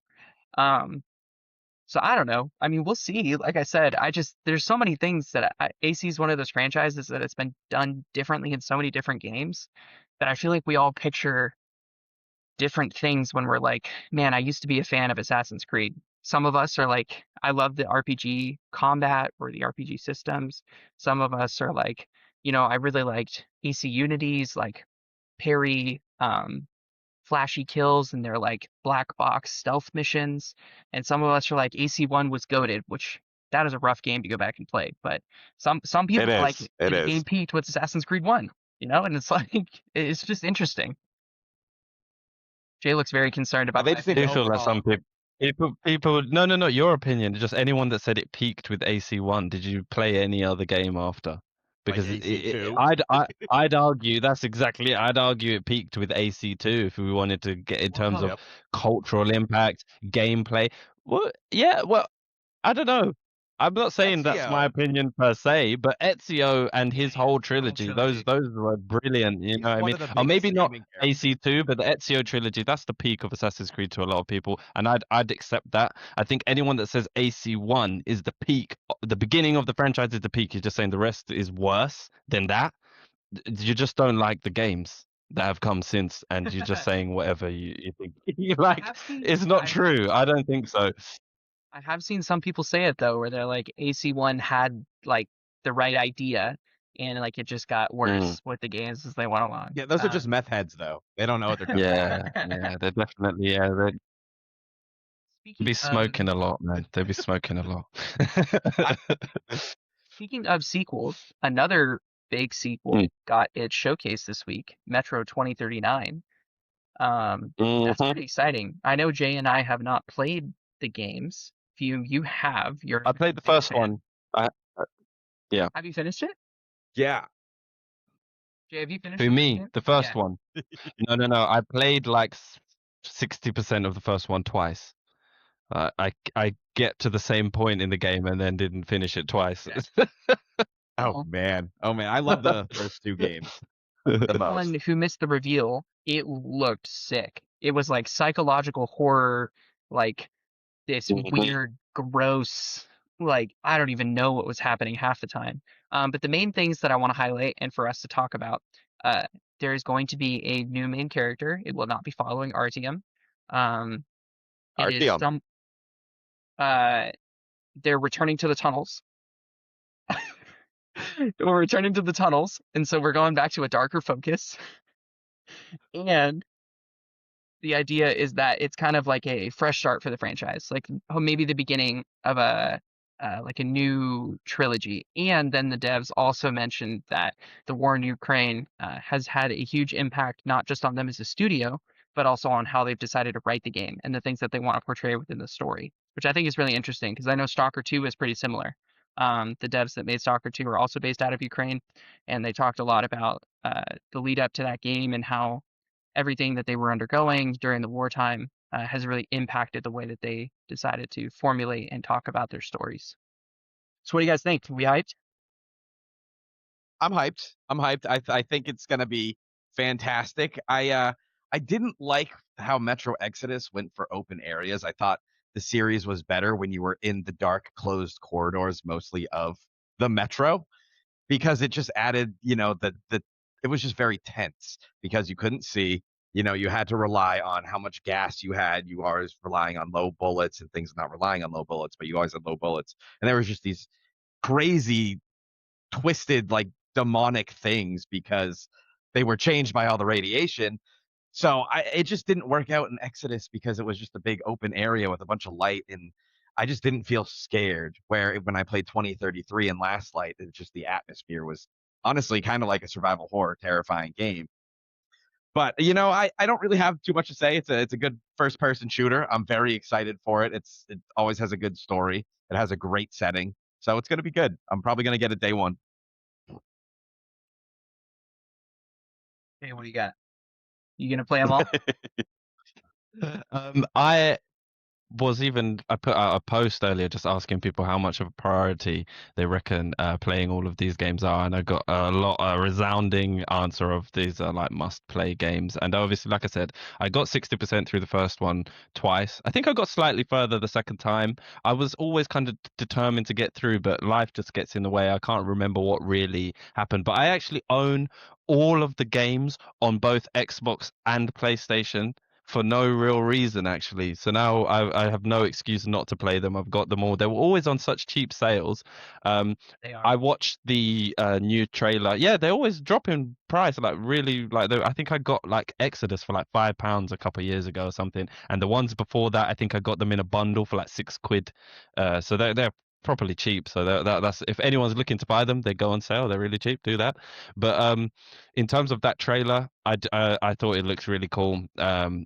I enjoyed that they're going back more to that survival horror thing. I found it, I know obviously haven't played Exodus, but I did find it strange. Like when I first saw footage, I was like, oh, is this a completely different, because it's so different from my memory. There's the It footage I is. saw of this. They were on a boat or something going around this, or is it a little vehicle going around this wide open area? I can't remember. And I remember thinking, is this even? Because this normally we were on like mine carts in like dark tunnels shooting at horrific stuff. Like that's what I remember. And I remember that feeling of tension. I remember playing it thinking, yeah, this is really giving me like not quite the same, but almost Resident Evil vibes. Like, what's going to be around the next corner? I've got to keep my, like, that survival horror feeling. I got to keep my bullets. I was scared to ever buy anything using the real bullets, but I was also scared to ever actually shoot the real bullets. So I just had loads of the real bullets just piled up, because you know they give you the cheap rubbish ones, Yeah. and then you've got the ones that you use as currency, the stronger ones. I just couldn't decide where to use them, so I rarely ever use them outside of extremely desperate situations. So, but yeah, the game, I enjoyed what I of it, and I will be going back to like do a little marathon before 2039 releases this winter. So hopefully I'll be ready when that drops day one, because I think this, I'd like to be part of the, you know, the kind of movement behind it. It seems to have quite a decent community and a lot of people love it. I also want to read the books. I heard the books are quite good as well. And the author, interesting fact, fun fact, the author was Dmitry. I don't know how to pronounce his surname, but the author Dmitry is working on, and I'm not sure if this was the case for the others, because I feel like they were loosely based off of the books, but he's actually working with the team to write the story for this upcoming game, which I found really interesting, because it's rare that you see that kind of direct communication between the kind of inspiration and the end product. So that's really fun. I'm quite excited for it. It does look phenomenal, and their visual style has always been stunning for these games. Even the old ones obviously don't look that good, but the atmosphere, the vibe, what they try to do, they do it really well, and they nailed it in Exodus from the footage I've seen. So they're doing really good with 2039. I'm excited. I mean, as someone who's not played the games, it's got me interested. Um, I definitely want to now. Uh, I love Mm, when developers confidently put mm, very off-putting things in their pre-release mm. footage. Yep. And that's not necessarily like psychological horror stuff or things that are gross, but just things that you're like, oh, most people wouldn't show that. Like what is that? Like I want to know more. And that's why it's kind of grabbed me. I also do want to read the books. I did the same thing with The Butcher. I think it's dope when media kind of transcends different mediums. So I'm in. Yep. Fumes got me hyped. He was like stoked for it. So I'm like, say less. You vouch for it, I'm in. Um, Mhm. Yeah, and yeah, the good thing about these games too is they're not like super long. So if you're like, oh my god, there's 3 games, I don't know if I'm gonna have time to get through that. Like the first 2 games are like 10 hours each. You know, they're very linear games, not big open areas. Exodus, it has, I think it's 3 open areas, but if you just beeline it and focus on the story, you can probably get that done in 10, 15 hours too. And the story's great. The stories are good for them when they really touch upon how it is like to live in these metros while you're living with a bunch of poisonous gas and radiation and monsters, and just the shit that they have to go through, like getting resources to other big settlements within the metros and clearing out the tunnels so you can keep giving those resources and trading, and limited resources because you're stuck in a metro.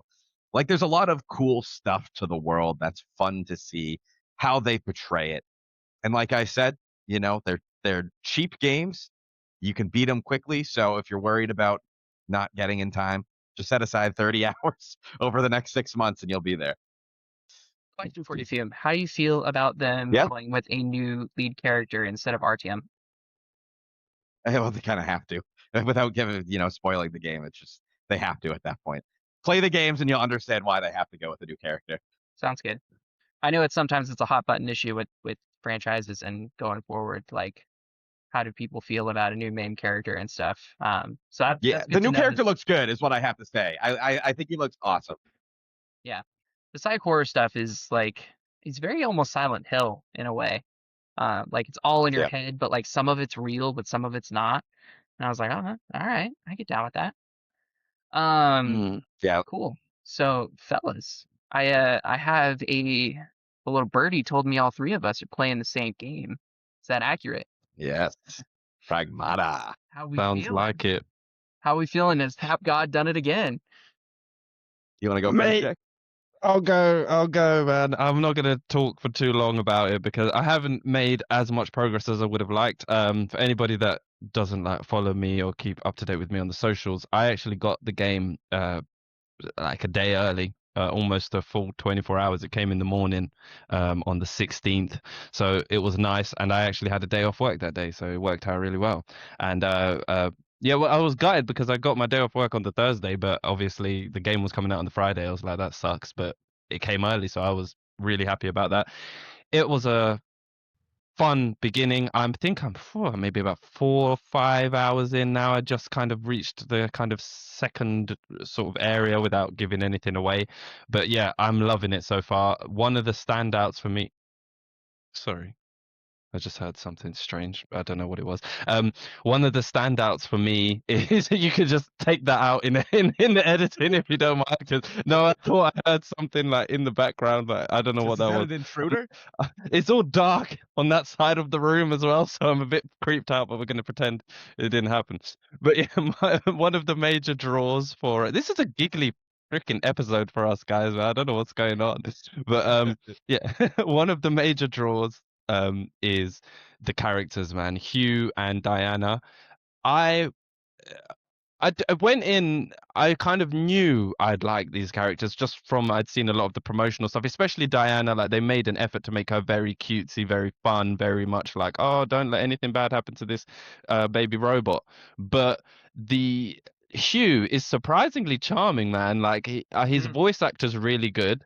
I think the delivery really, really well done, and his like interactions with Diana just make you think, oh, Hugh, you're just a decent guy, man. Like she says little things to him like, oh, am I annoying or stuff, and he's like, nah, you're good. Like he's just he ribs her. They kind of banter quite nicely, and it's just interesting, and they managed to build that relationship or that sense of relationship. I don't know what the word I'm looking for is, but they build that really early on just because of the circumstances of like the narrative implications, how they kind of met, but it didn't feel forced. So even like there's a scene very early on, maybe within the first hour, you guys will probably both know it, where she's like, oh, what's your name, Diana? And she's like, gives him some sort of like a serial code. And he's like, oh, okay, how about we call you Diana? And she's like, Hugh, Diana, Hugh. And I like, if that had been done badly, that would have been so cringy. Do you know what I mean? Like, that could have easily just been a joke. Like I intentionally didn't even post about it because I didn't want people to think I was trying to spoil the cutscenes or anything. So I kind of left it out.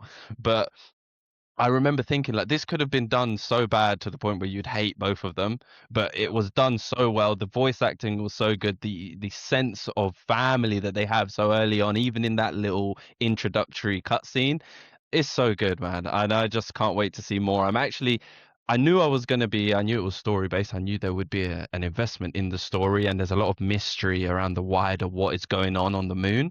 But I didn't expect to be drawn into their relationship as quickly. Like, yeah, they're almost giving like something like Joel and Ellie a run for its money, and I'm only a few hours in, which is crazy, really good. So yeah, I'm loving it. In terms of like exploration and combat, they nail it, man. Like they got peak is the word, man. They got the platforming down pat, and that hacking system. Like my brain is so satisfying, the shooting and the hacking, but like it's so hard to focus on one. Like you're always reminding yourself like, oh, don't get too caught up in one or the other, because you'll be shooting and then realize actually my bullets aren't effective because I haven't hacked them properly yet, or you'll be focusing on the hacking and you'll be getting absolutely railroaded. But these enemies don't care that your attention is split. Like they will come and slap you up, and if you're not kind of quick, it's so fast paced.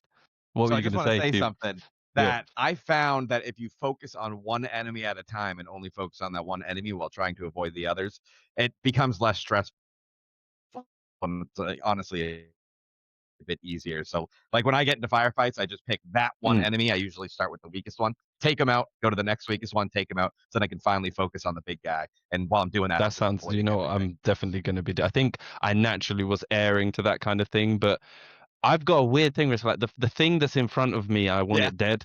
So I keep like especially I'm kind of like vengeful in the game, so I'll be focusing on one, and it might be like the weakest one, and then the stronger enemy will just come and backhand poor Hugh, take off like a core of his health, and I'm like, right now you're public enemy number one, big fella. And then the little one that I would just let go will come and slap me, and I'm like, right, we're back to you now. Like I find it so hard to focus. It's like anything that hits me, I want to hit it back, but yeah, overall, I'm loving it. And the environment design, before I stop going on and on, the environment design, phenomenal, man.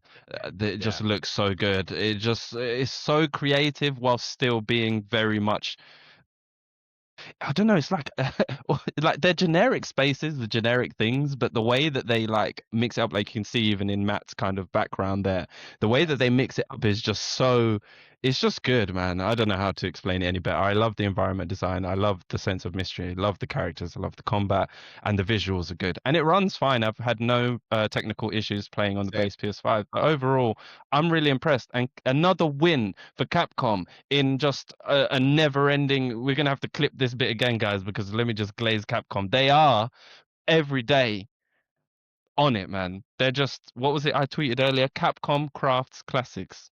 J 2026. I like it. You know what? You know my love for Capcom. I was thinking about it the other day. I was just like,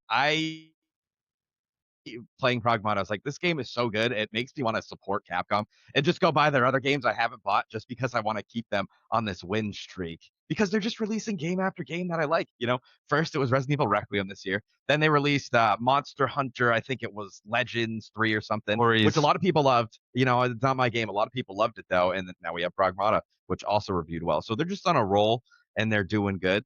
But going back to Pragmata, one thing that I noticed right off the bat, which I didn't think would be a big thing was Hugh controls and moves so well. Like I was watching him at first and I was just like, oh, he's wearing this big hunk of shit. Like he's gonna move slow as hell.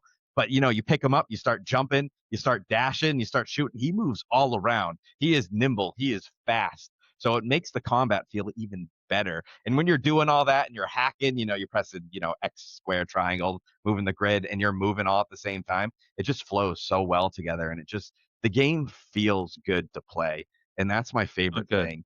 Like when I played Ninja Gaiden 4 and I was playing the combat and I was just slicing through guys fast, moving on to the next guy and doing a finisher. Like it hits that spot in your brain where you're just like, man, the dopamine is flooding because they nailed this. They nailed the feel of it. So I'm very happy with the movement. When it comes to the combat, I thought I didn't think I was gonna like the hacking. I thought, how are they gonna have me, multitask? But they made it simple enough that you can still balance the enemies around you, focus on your ammo, look at all the resources you have at hand, and still do the hacking. And even if you want to, you don't have. I mean, you have to hack, but you can still damage enemies without hacking them. It's just barely any damage at that point, but it flows so well. Yeah.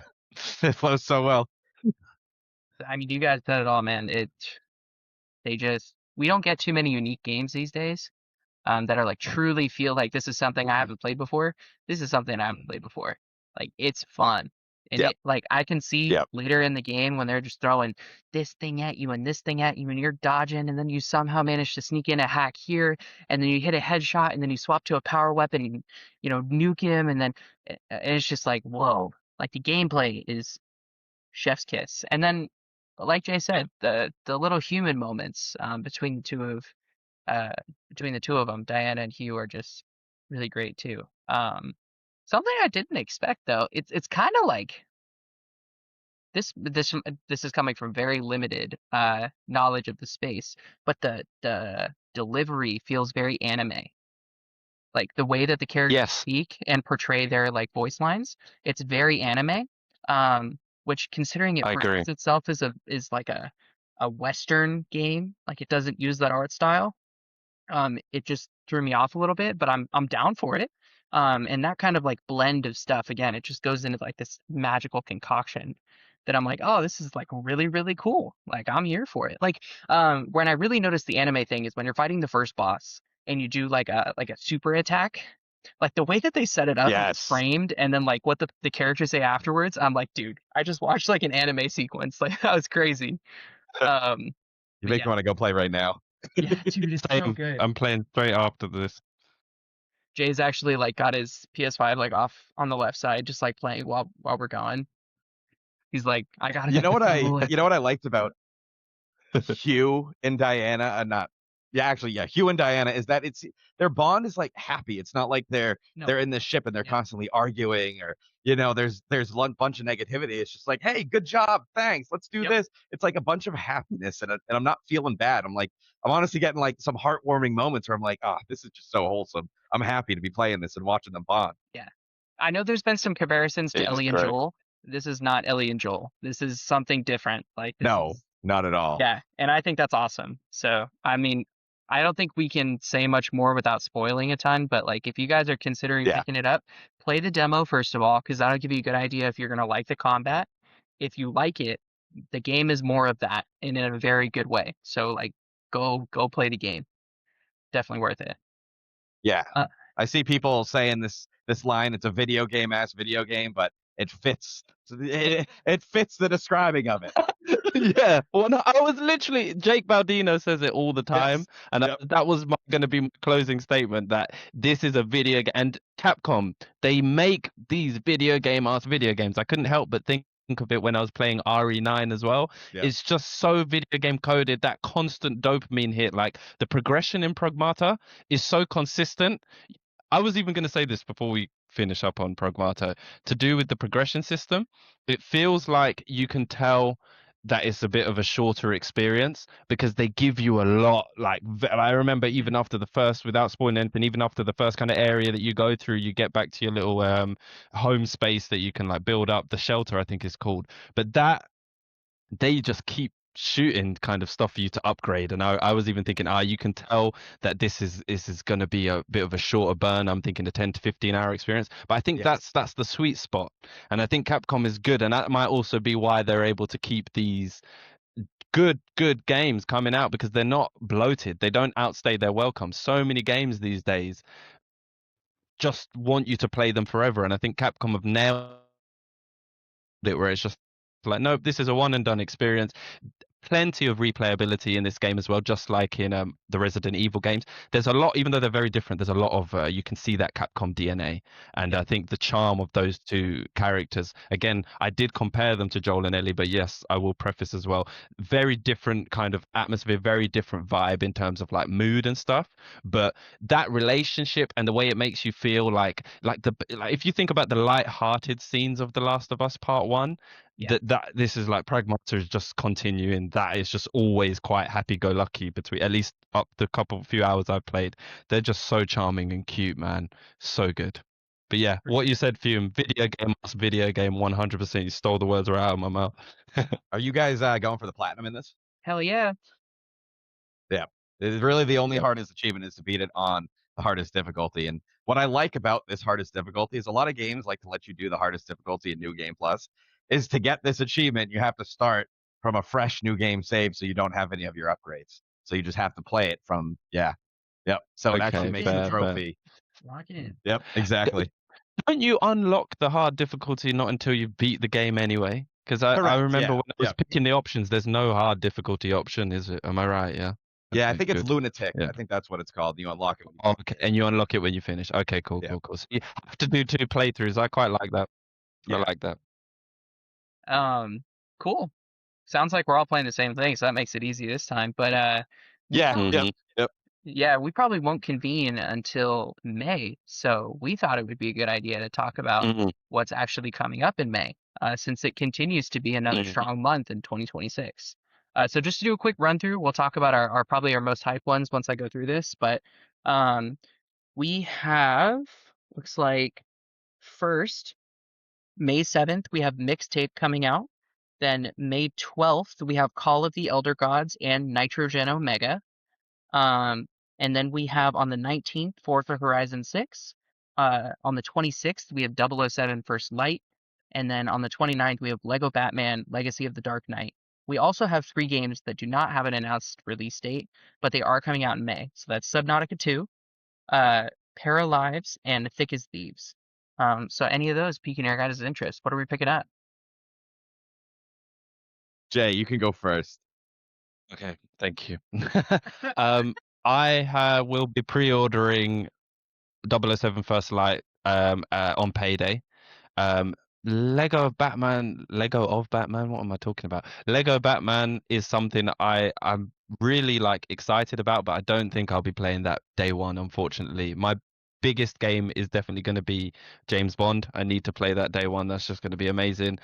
And Mixtape. I didn't even know anything about Mixtape until yesterday. I was watching like a YouTube video. I think it was Angry Centaur Games, ACG. Do you guys know I ACG? do. The YouTuber. Yeah, Yeah. yeah. So he did like a what's coming up in May. So I watched that, and Mixtape came up, and I was like, how have I never heard about this? This looks amazing, man. Like the art style and everything. So that's coming out on the 7th, I think it was. So I'm gonna pick that up. That will be probably my first pickup of May. Yeah. If especially because it seems like it's going to be a budget game as well. I think I saw something to say it was about 16, 17 pounds on. It was listed somewhere for 16, 17 pounds on the Switch too. So it sounds like it's probably going to be less than like 20 pounds, $25. So yeah. Those are my big two for that month. I'm just going to check to make sure I'm not missing anything else that I want to get. I'm gonna go quick Forza because Horizon 6 would be cool, but yeah. yeah. Sorry, go on. I'm sorry. I gotta go quick because I gotta run to the pharmacy to get my wife's medicine before it closes in 20 minutes. So Oh shit. yeah. So I am super excited for Lego Batman.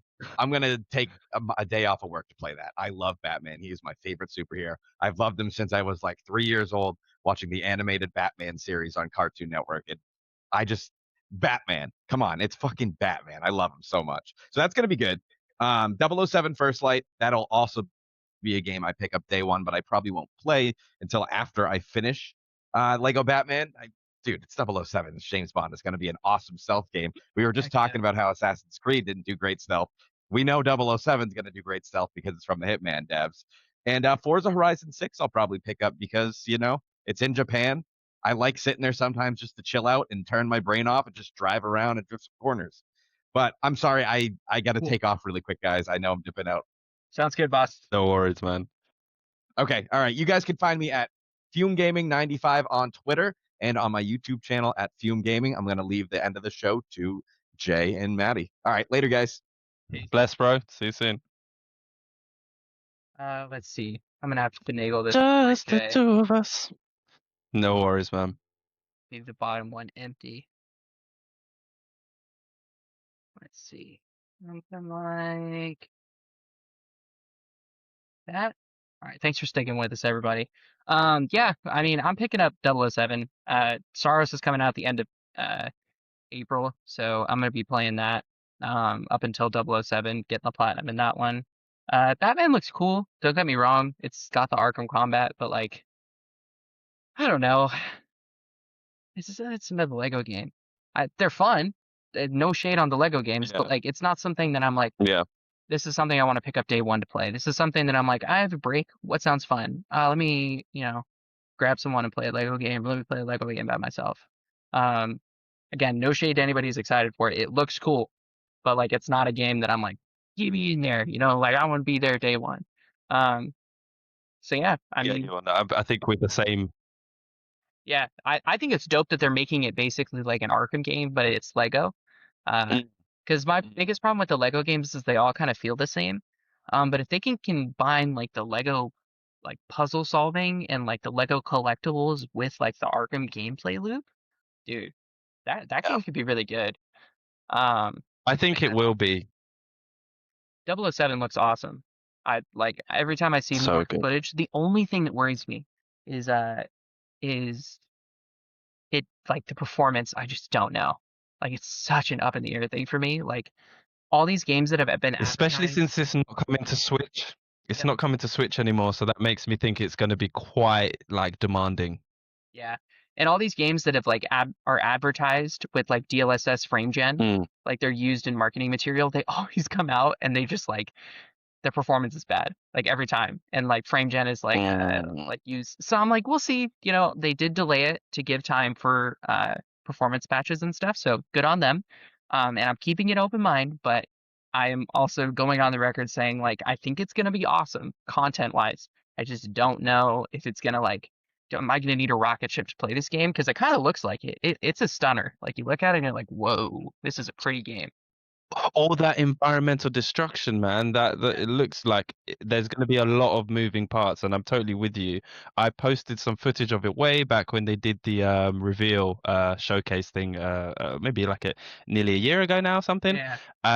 And I remember a lot of people were commenting, and I agree. When you look at that footage, there was something wrong with the frame rate. Like it wasn't stable. It didn't look constantly good all the time.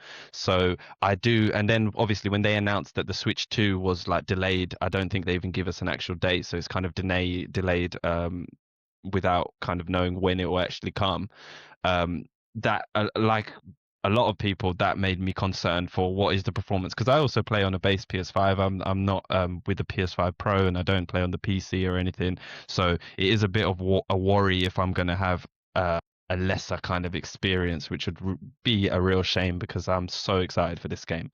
But I do think, however state it launches in, it's big enough that it will be fixed. And I know that that's kind of a BS thing to say, but that is the unfortunate reality of the world we live in today. So even if it's not a day one banger, I'm pretty sure that once it's all patched up and they optimize it properly, hopefully it is day one, but I think it's going to be a hit no matter what, man, because IO did such amazing work on the Hitman games, and I feel like they are the perfect team for the James Bond. But if it wasn't them, then I'd want Naughty Dog to do it. Those are the two that I think would nail this the best. Yeah, and I think like this goes without saying for a lot of people, but some people like just don't get caught up in the hype. Like if you're hyped for it, not going to take that away from you. But if it's like a genuine concern, you're not sure how it's going to perform, just don't pre-order it. Wait to see, and then pick it up when you feel comfortable at a price that you feel comfortable. The game's not going anywhere. Mute it on socials so you don't see it anywhere. And we'll see. But I mean, I do not envy IO. Like coming out with a game like that, like so many people are excited for it that it's like that pressure's got to be like, "Ooh, man, we got to nail this." It's one thing coming out with like if it's Hitman 4, that's got like a solid community, but like those are fans of the Hitman games. And so there's less to live up to, but like when you're James Bond, man, like you gotta come out and slam the front door and say, "We're here." Completely different stratosphere, isn't it? Like Hitman is a legacy IP, and it will always have its people. But James Bond is going to bring people in that may not have even played games in a while, because you think about it like this as well. It's been correct me if I'm wrong, but it's been a minute since we got a new Bond film. So this is going to be scratching an itch for like a few people now. Do you know what I mean? There's some people that probably miss and are waiting on the next film entry might just pick up, although the state of the console economy and stuff right now, if you don't already have one, I don't know if you're going to pick one up for James Bond, but some people definitely will. Some people will pick it up just to play James Bond. It is in the heyday of consoles, this would have been a system seller, so For sure. it's a big IP like that. So I'm really excited for it. I am cautiously optimistic about how it's going to launch, but just like you said, Matt, I will be pre-ordering it. I'll be pre-ordering the collector's edition so long as it's still in stock when I get paid at the end of the month. So fingers crossed on that. But I'm pre-ordering the collector's edition because it's the collector's edition of a James Bond game. Like it's something I would just love to just have on the shelf. So I'm not really pre-ordering it and gonna complain if the game runs like shit, because I'm willing to take that risk because it's more of securing the bag in terms of securing that like blooming gold head thing that I'm gonna put somewhere eventually if I can even get one. So yeah. I have a question for you. I know James Bond is big in America, but like, is James Bond like legendary status in the UK? Because obviously, like, he's a UK spy and stuff. Like, is it just like elevated to like a different level of like popularity? I don't know. I know James Bond, like if you mention James Bond in the UK, everyone knows who he is, and a lot of people have watched the movies. I don't know if it was different for generations previous, but I feel like British culture, especially entertainment and food, is so enmeshed in American culture these days because of all the socials, because of globalization. Like there's less of that divide. So I think it has the same cultural weight, and it's also been around for long enough that it wasn't. He's the British main character from a British book, but a lot of these are Hollywood productions, so they're still got That's that true. American flair. Do you know what I mean? So it's like, yeah, I think it's about the same. I could be wrong. Maybe another British guy will be like, "Oh my God, he's like a legend in the UK." But I've lived here 28 years, my whole life, and I've never seen anyone like shit themselves over James Bond any differently to how an American might. You know what I mean? So I gotcha. yeah, I think it's about the same. But yeah, he's definitely big. Don't get that twisted. Yeah. Well, Is Jason Bourne big in America more so than James Bond? That's the question. definitely not. No. Okay. No, not even close. Fair enough. I think that because Okay, fair. Okay, yeah. Jason Bourne is just like it's a much more niche IP. Like you can see, it's kind of built off of James Mm, Bond. It's kind of built off that spy yeah, culture, yeah, like all that kind of stuff. That would yeah. be a game I would like to play, though. I would be down to play a Jason Bourne game. Same. Uh, Same actually. Maybe I will do that next. that'd be cool. But yeah, Yeah. I think we'll wrap it up there. That was a good episode too, man. Nice. Mm-hmm. So, Nice, 100%. where can they find you?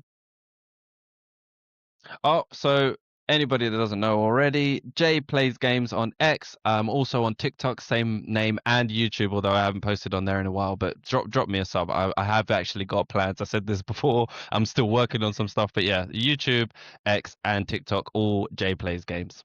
Sweet. And everyone, you can find me at It's Matt Ghosty on Twitter, or at Life is a Game Magazine, or I think it's at Life is a Game Mag on pretty much everywhere. I also run all those accounts, so feel free to interact with me there. But if you want my personal, at It's Matt Ghosty on X. So thank you guys so much for watching episode 2. Hope you enjoyed our interview with the Ringfall devs, and we will catch you in another 2 weeks. Thanks, everybody. Bye.